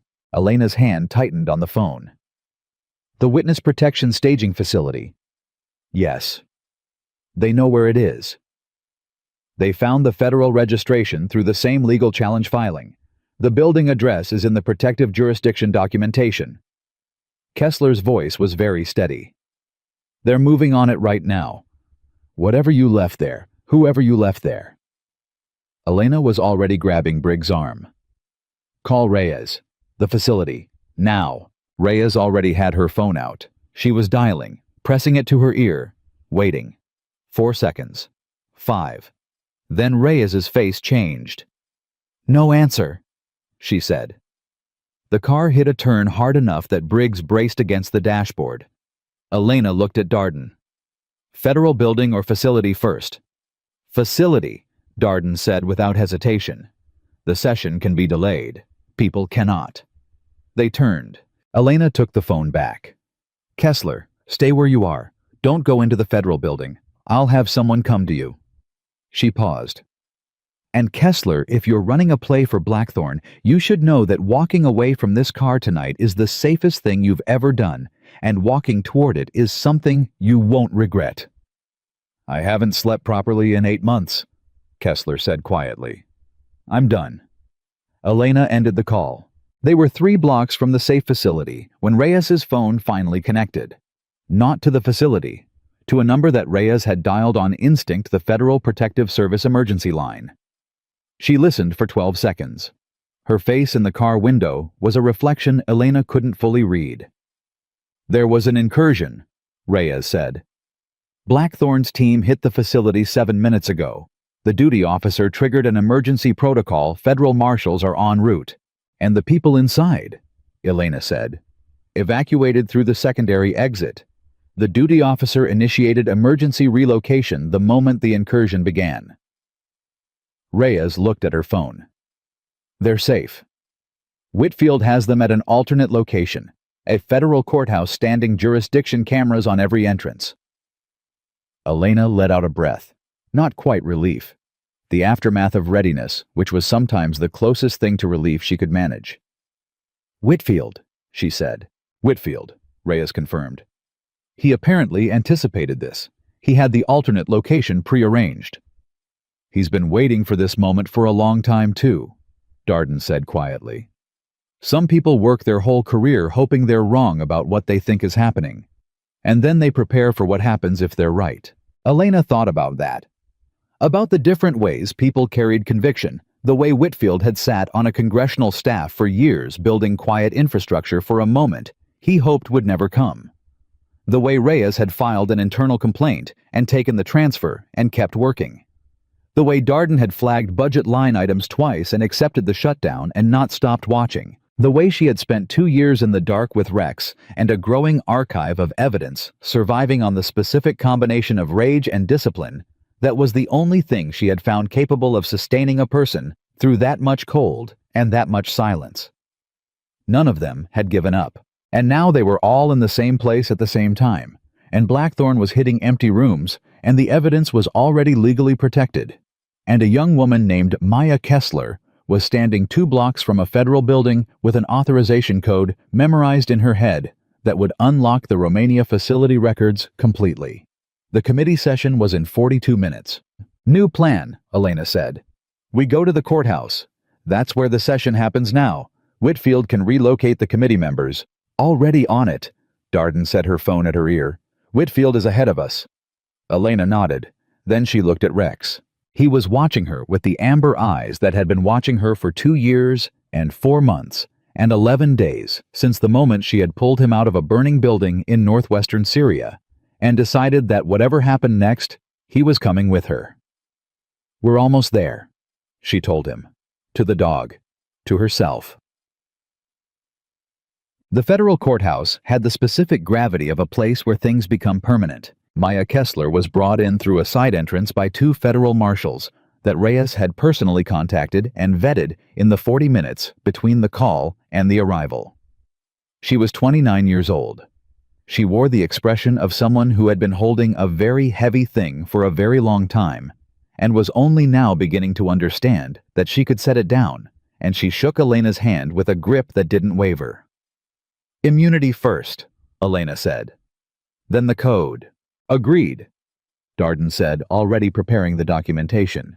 The immunity agreement took 18 minutes to execute. Darden working at a speed that Elena suspected was only possible for someone who had been mentally drafting this kind of document for years against the possibility of exactly this moment.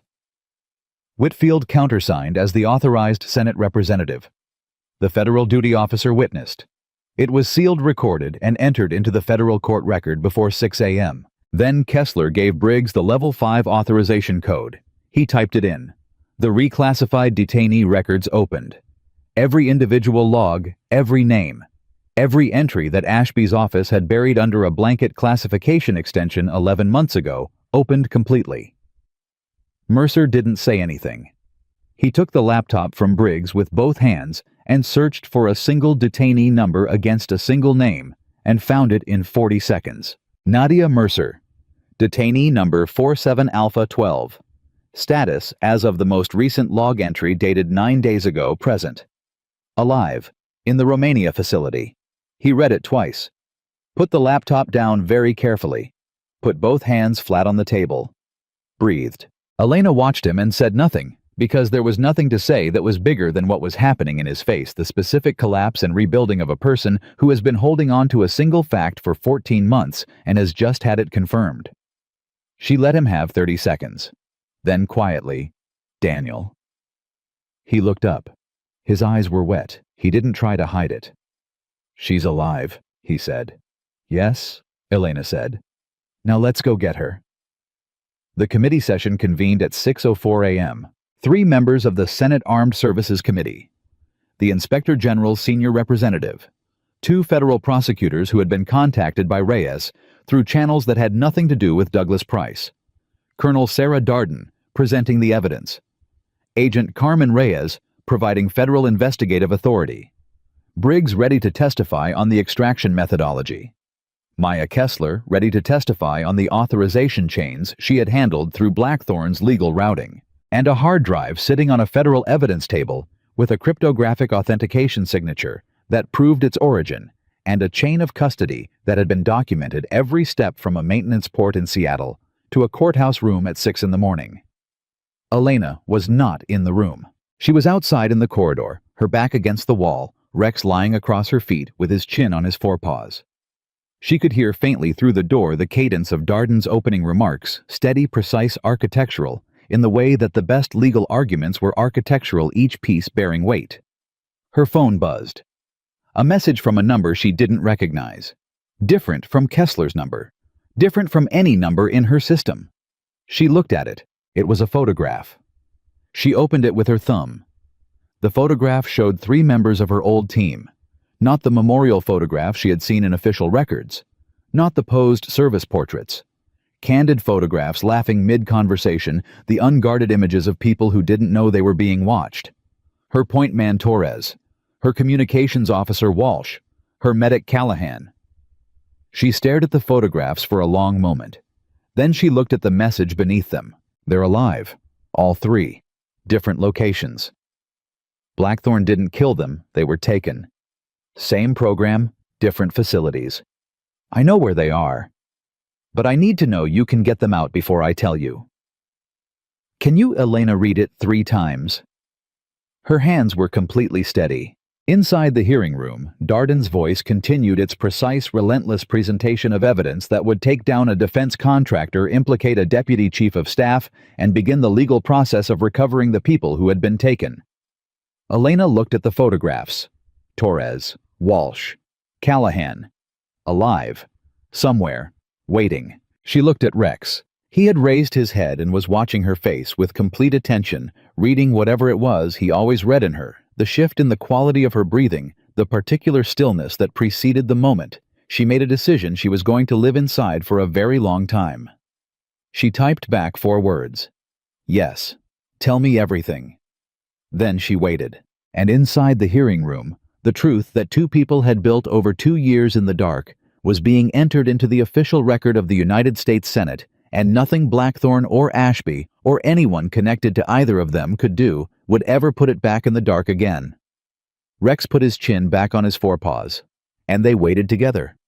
The message that answered her 4 words came in 3 parts. The first part was coordinates. 3 sets of them each in a different country, Romania, Hungary, and a 3rd location in northern Serbia. The second part was a name Captain Adrian Morse, formerly of Naval Intelligence, currently listed in DoD records as deceased following a classified accident in 2021. The third part was a single sentence that Elena read twice before she trusted herself to fully absorb it. Morse has been running an independent extraction network for 14 months. He's the one who kept them alive.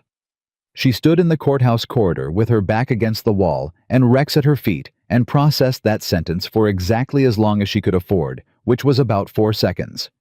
Then she went back into the hearing room and walked directly to Darden, who was mid-sentence, and placed the phone in front of her on the table without a word. Darden looked at the screen, kept her voice level as she finished her sentence to the committee, looked at Whitfield across the table and tilted the phone slightly so he could read it.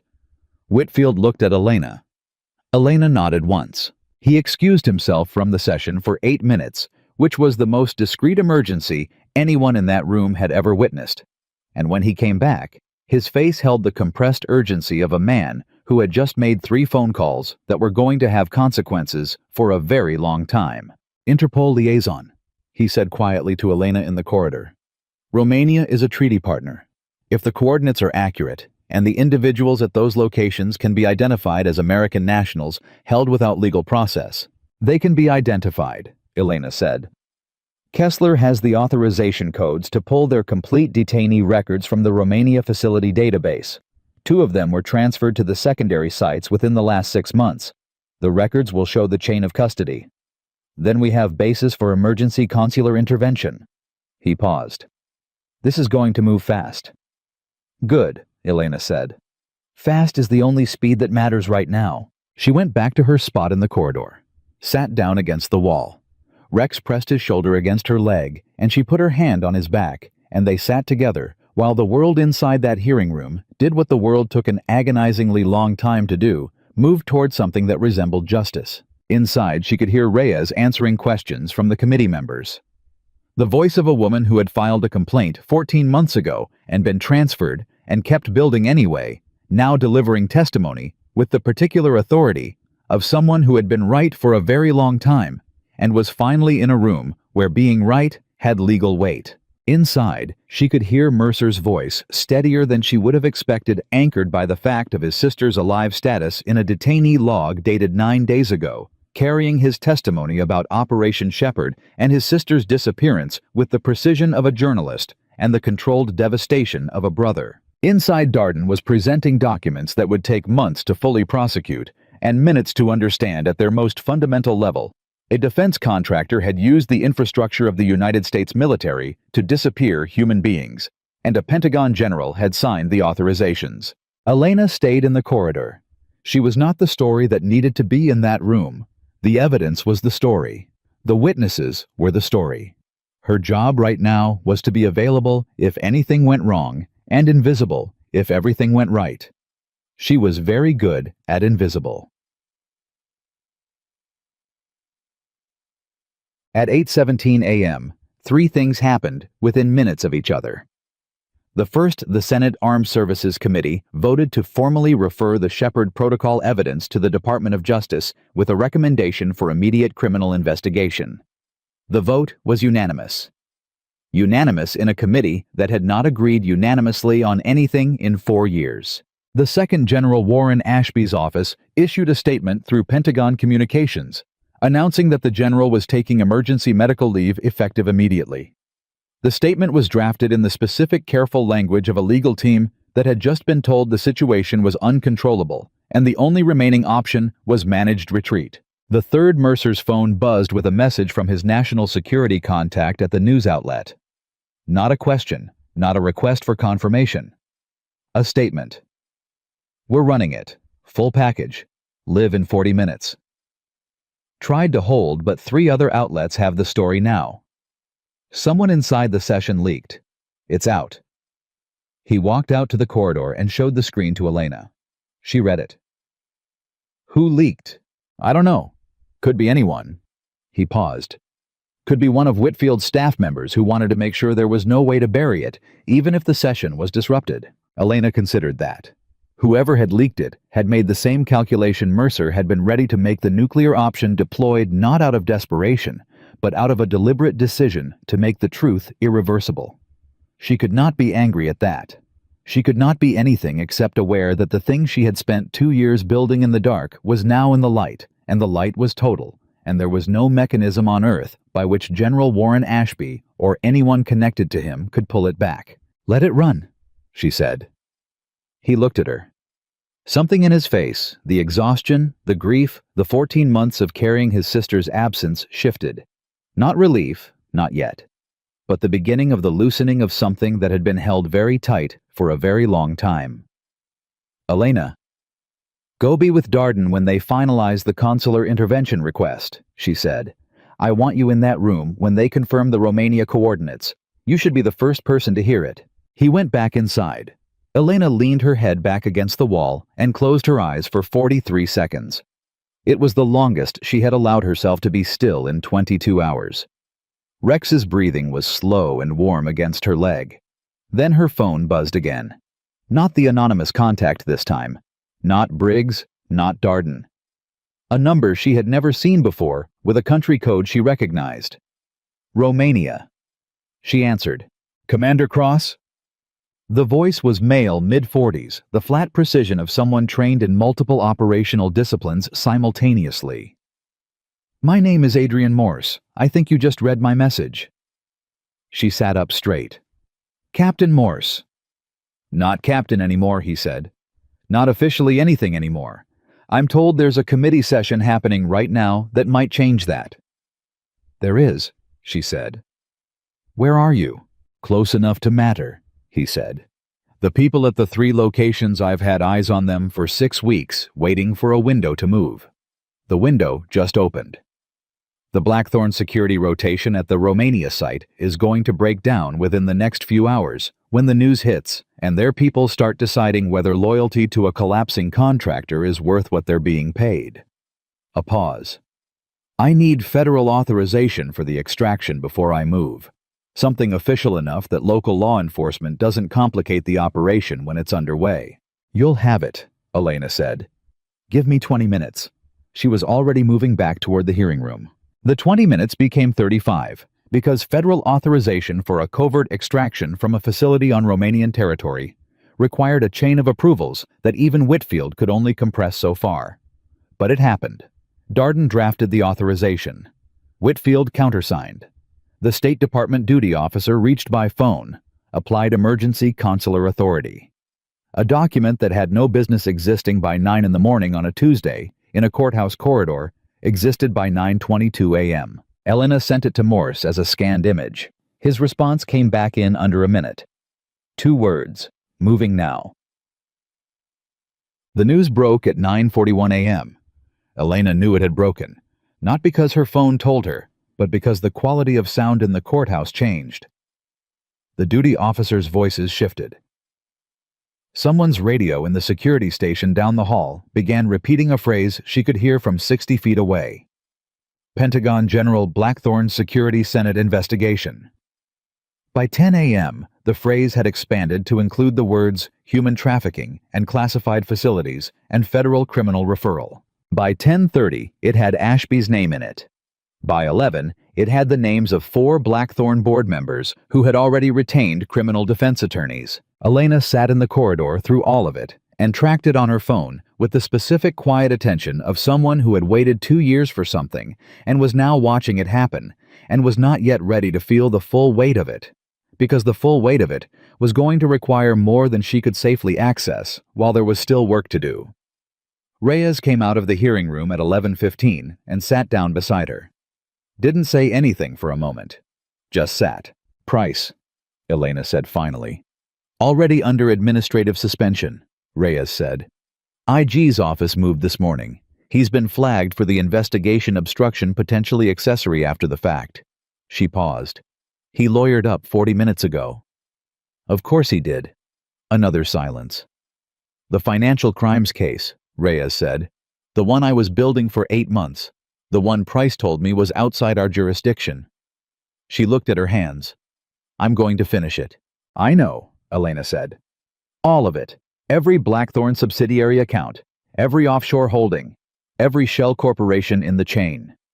Reyes's voice was calm and absolute. the voice of someone who had been waiting for permission that she now understood she never needed. It's going to take 2 years. I know that too, Elena said. Reyes looked at her. What are you going to do? Elena looked at Rex. He was watching the corridor with calm, amber eyes, resting, but not sleeping, aware of everything without being agitated by any of it. The dog who had been declared destroyed in secondary charges. The dog who had been in every safe house, every extraction, every dark hour of 2 years of work that had led to this corridor this morning, this conversation. Right now, Elena said, I'm going to wait for a phone call from Romania. It came at 1:47 p.m. Morse's voice was different, the compression of operational tension released, replaced by something more human. All 3 are out, he said. Torres is ambulatory. Walsh needed field medical, but she's stable. Callahan... He paused. Callahan's going to need time. But they're all out. Elena pressed the phone against her ear and said nothing for a moment. Cross, Morse said. I'm here, she said. Her voice was steady. It took everything she had to keep it steady. Are they safe? They're in a diplomatic vehicle. Romanian authorities have been cooperative since the authorization came through. We'll be at the consular facility within the hour. Tell them... She stopped, started again. Tell them it took longer than it should have. Tell them I know that. A pause. I'll tell them you never stopped, Morse said quietly. That's what they need to hear. He ended the call. Elena lowered the phone, looked at the wall across the corridor. Felt the specific thing that happened when a weight you had been carrying so long you'd stopped noticing it was finally lifted. Not relief exactly. Not joy. Something older and quieter than both. The sensation of a debt that could never fully be repaid, being reduced by one payment towards something that might eventually become bearable. Rex stood up. He pressed his forehead against her knee. She put both hands on the sides of his face and held him there for a long moment, and the corridor was quiet, and nobody walked past, and she was allowed that much. The weeks that followed moved the way consequential things always move, slowly in the details and staggeringly fast in their aggregate effect. Ashby was indicted on 14 counts before the end of the month. The charges included conspiracy obstruction of a federal investigation and 4 counts directly connected to the Shepard Protocol charges that carried mandatory minimums that his attorney was already describing in carefully worded public statements as disproportionate, which was the specific word lawyers used when they knew their client was going to prison and were beginning the process of managing expectations. Hargrove resigned from his Pentagon position within 72 hours of the story breaking. His resignation letter cited personal reasons. The FBI cited different reasons when they arrested him at his home in Northern Virginia 11 days later at 6 in the morning, which Elena noted with satisfaction was the specific hour at which institutional consequences felt most real. The Blackthorn board dissolved within 3 weeks. Not all at once. The way these things went, some members tried to negotiate, some tried to distance themselves. Some hired attorneys and began cooperating with federal investigators in hopes of reducing their personal exposure. Reyes was present at every relevant proceeding building her financial crimes case with the patient total dedication of someone who had been told for 14 months that what she was doing was outside her jurisdiction and had spent every one of those months proving otherwise. The Romania facility was shut down by Joint Romanian-American Federal Authority within 48 hours of the story going public. The process of identifying, documenting, and ensuring appropriate care for the people who had been held there was going to take months. It was the kind of work that didn't have dramatic moments. It had names and paperwork and careful interviews and the specific slow machinery of international humanitarian law moving through the facts one person at a time. Nadia Mercer was in the first group transported to consular care. Elena was not there when Mercer saw his sister for the first time after 14 months. She had deliberately arranged to be somewhere else because that moment belonged to 2 people and not to her. But Mercer called her from the consulate, and she picked up, and he didn't say anything for almost 20 seconds. Then he said, "She's okay," and his voice broke completely on the last word in a way that Elena suspected was the first time in 14 months he had allowed it to. "Good," Elena said. "Take care of her." "I will." A pause. "Thank you." She ended the call and went back to what she was doing, which was sitting in a quiet room in a building that did not appear in any federal registry with her laptop. A cup of coffee she'd let go cold, and Rex asleep across her feet. Torres called her 3 days after his extraction. He sounded like a man who had been through something that had taken pieces of him and was working out which pieces he could get back and which ones he was going to have to learn to live without. His voice was thinner than she remembered. His sense of humor unexpectedly was exactly the same. "You actually did it," he said. "I told Walsh you'd do it. She thought it would take you 3 years. 2 years and 4 months, Elena said. "I was closer," Torres said. "I said 2.5. You were off by a month. Still closer than Walsh." She laughed. It surprised her, the specific involuntary quality of it, the way it came out before she could manage it. She had not laughed like that in a long time. Walsh called 2 days after Torres from a hospital in Germany, where she was recovering from the field injuries Morse's team had addressed on extraction. She was characteristically direct. "Are you done?" she said. "Or is there more?" Elena thought about the question for a moment. "There's always more," she said. "That's what I thought," Walsh said. "Get me out of this hospital and I'll help." Callahan did not call. His recovery was going to take the kind of time that phone calls couldn't reach across yet. Elena had been told he was responding well to treatment, which was the phrase used when someone was surviving something that had taken a significant portion of their self. She accepted the phrase and added it to the list of things she would deal with when they could be dealt with and moved forward. Briggs was formally recognized as a protected federal witness. His NSA access was revoked as expected. What was not expected by him was that the Inspector General's office issued a commendation acknowledging his role in the evidence extraction. The commendation was classified, which meant Sophie Briggs would never know her father had a commendation he couldn't tell her about. Elena suspected he would find a way to tell her anyway. Darden was appointed to lead the Special Senate Oversight Commission, tasked with reviewing the mechanism by which the Shepard Protocol had operated undetected inside legitimate military infrastructure for 26 months. The appointment was unanimous. The commission's first public hearing was scheduled for 6 weeks out. Darden had already submitted a 60-page preliminary report. Kessler entered a witness protection framework and began formal cooperation with the Department of Justice. Her immunity agreement held. She testified in the Ashby grand jury proceedings with the particular precision of someone who had spent 3 years handling documentation for a criminal enterprise and remembered every line of it. Morse resurfaced officially.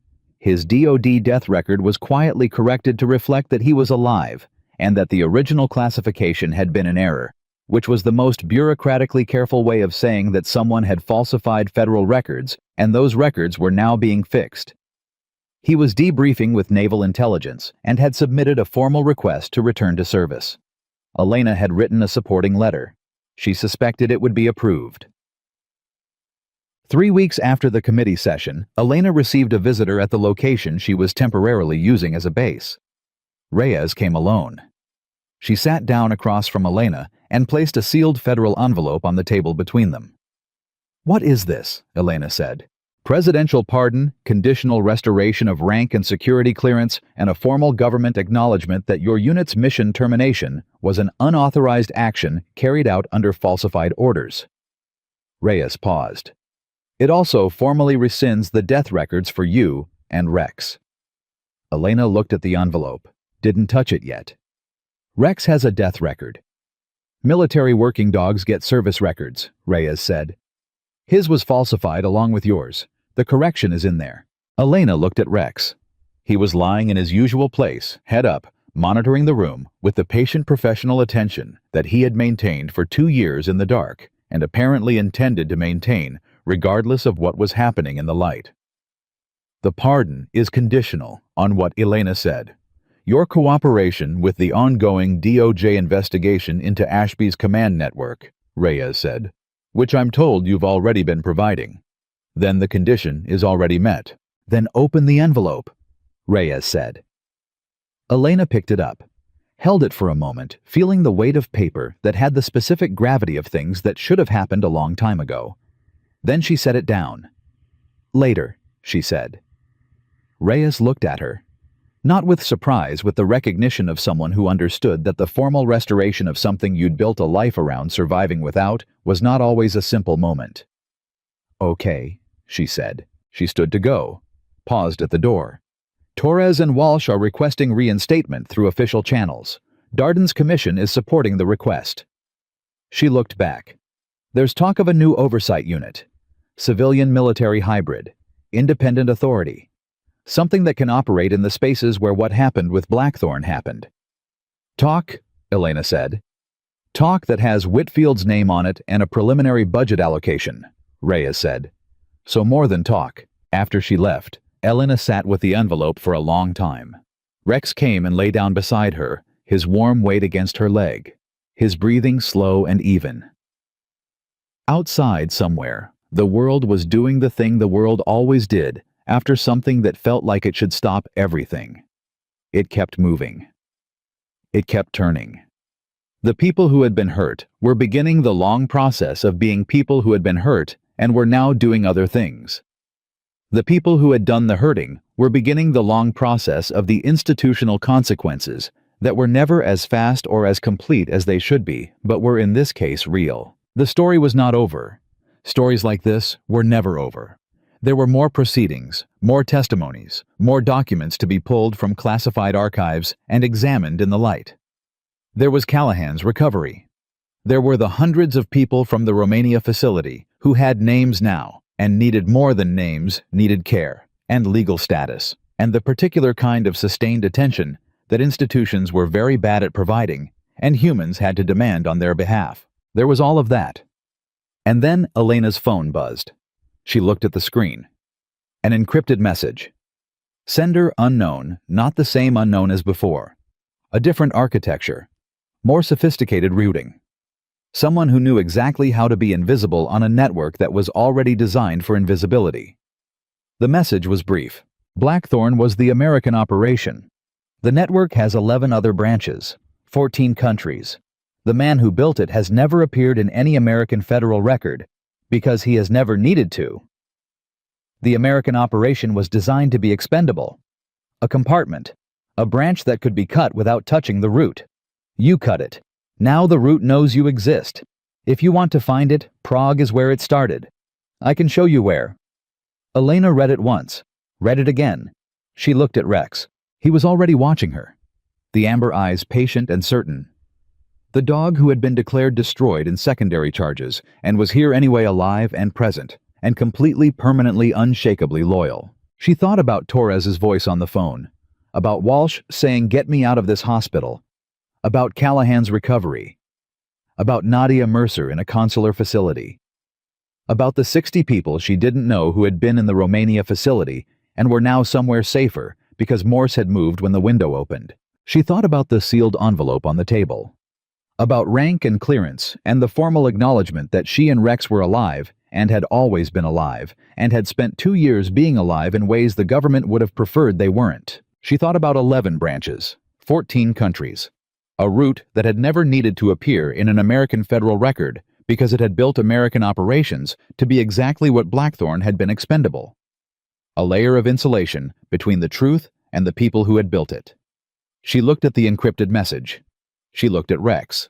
She picked up the sealed federal envelope, opened it, and read the formal restoration of everything that had been taken from her, her rank, her clearance, her record, her existence as a living member of the United States military. Then she set it down, picked up her phone, and typed her response to the unknown sender.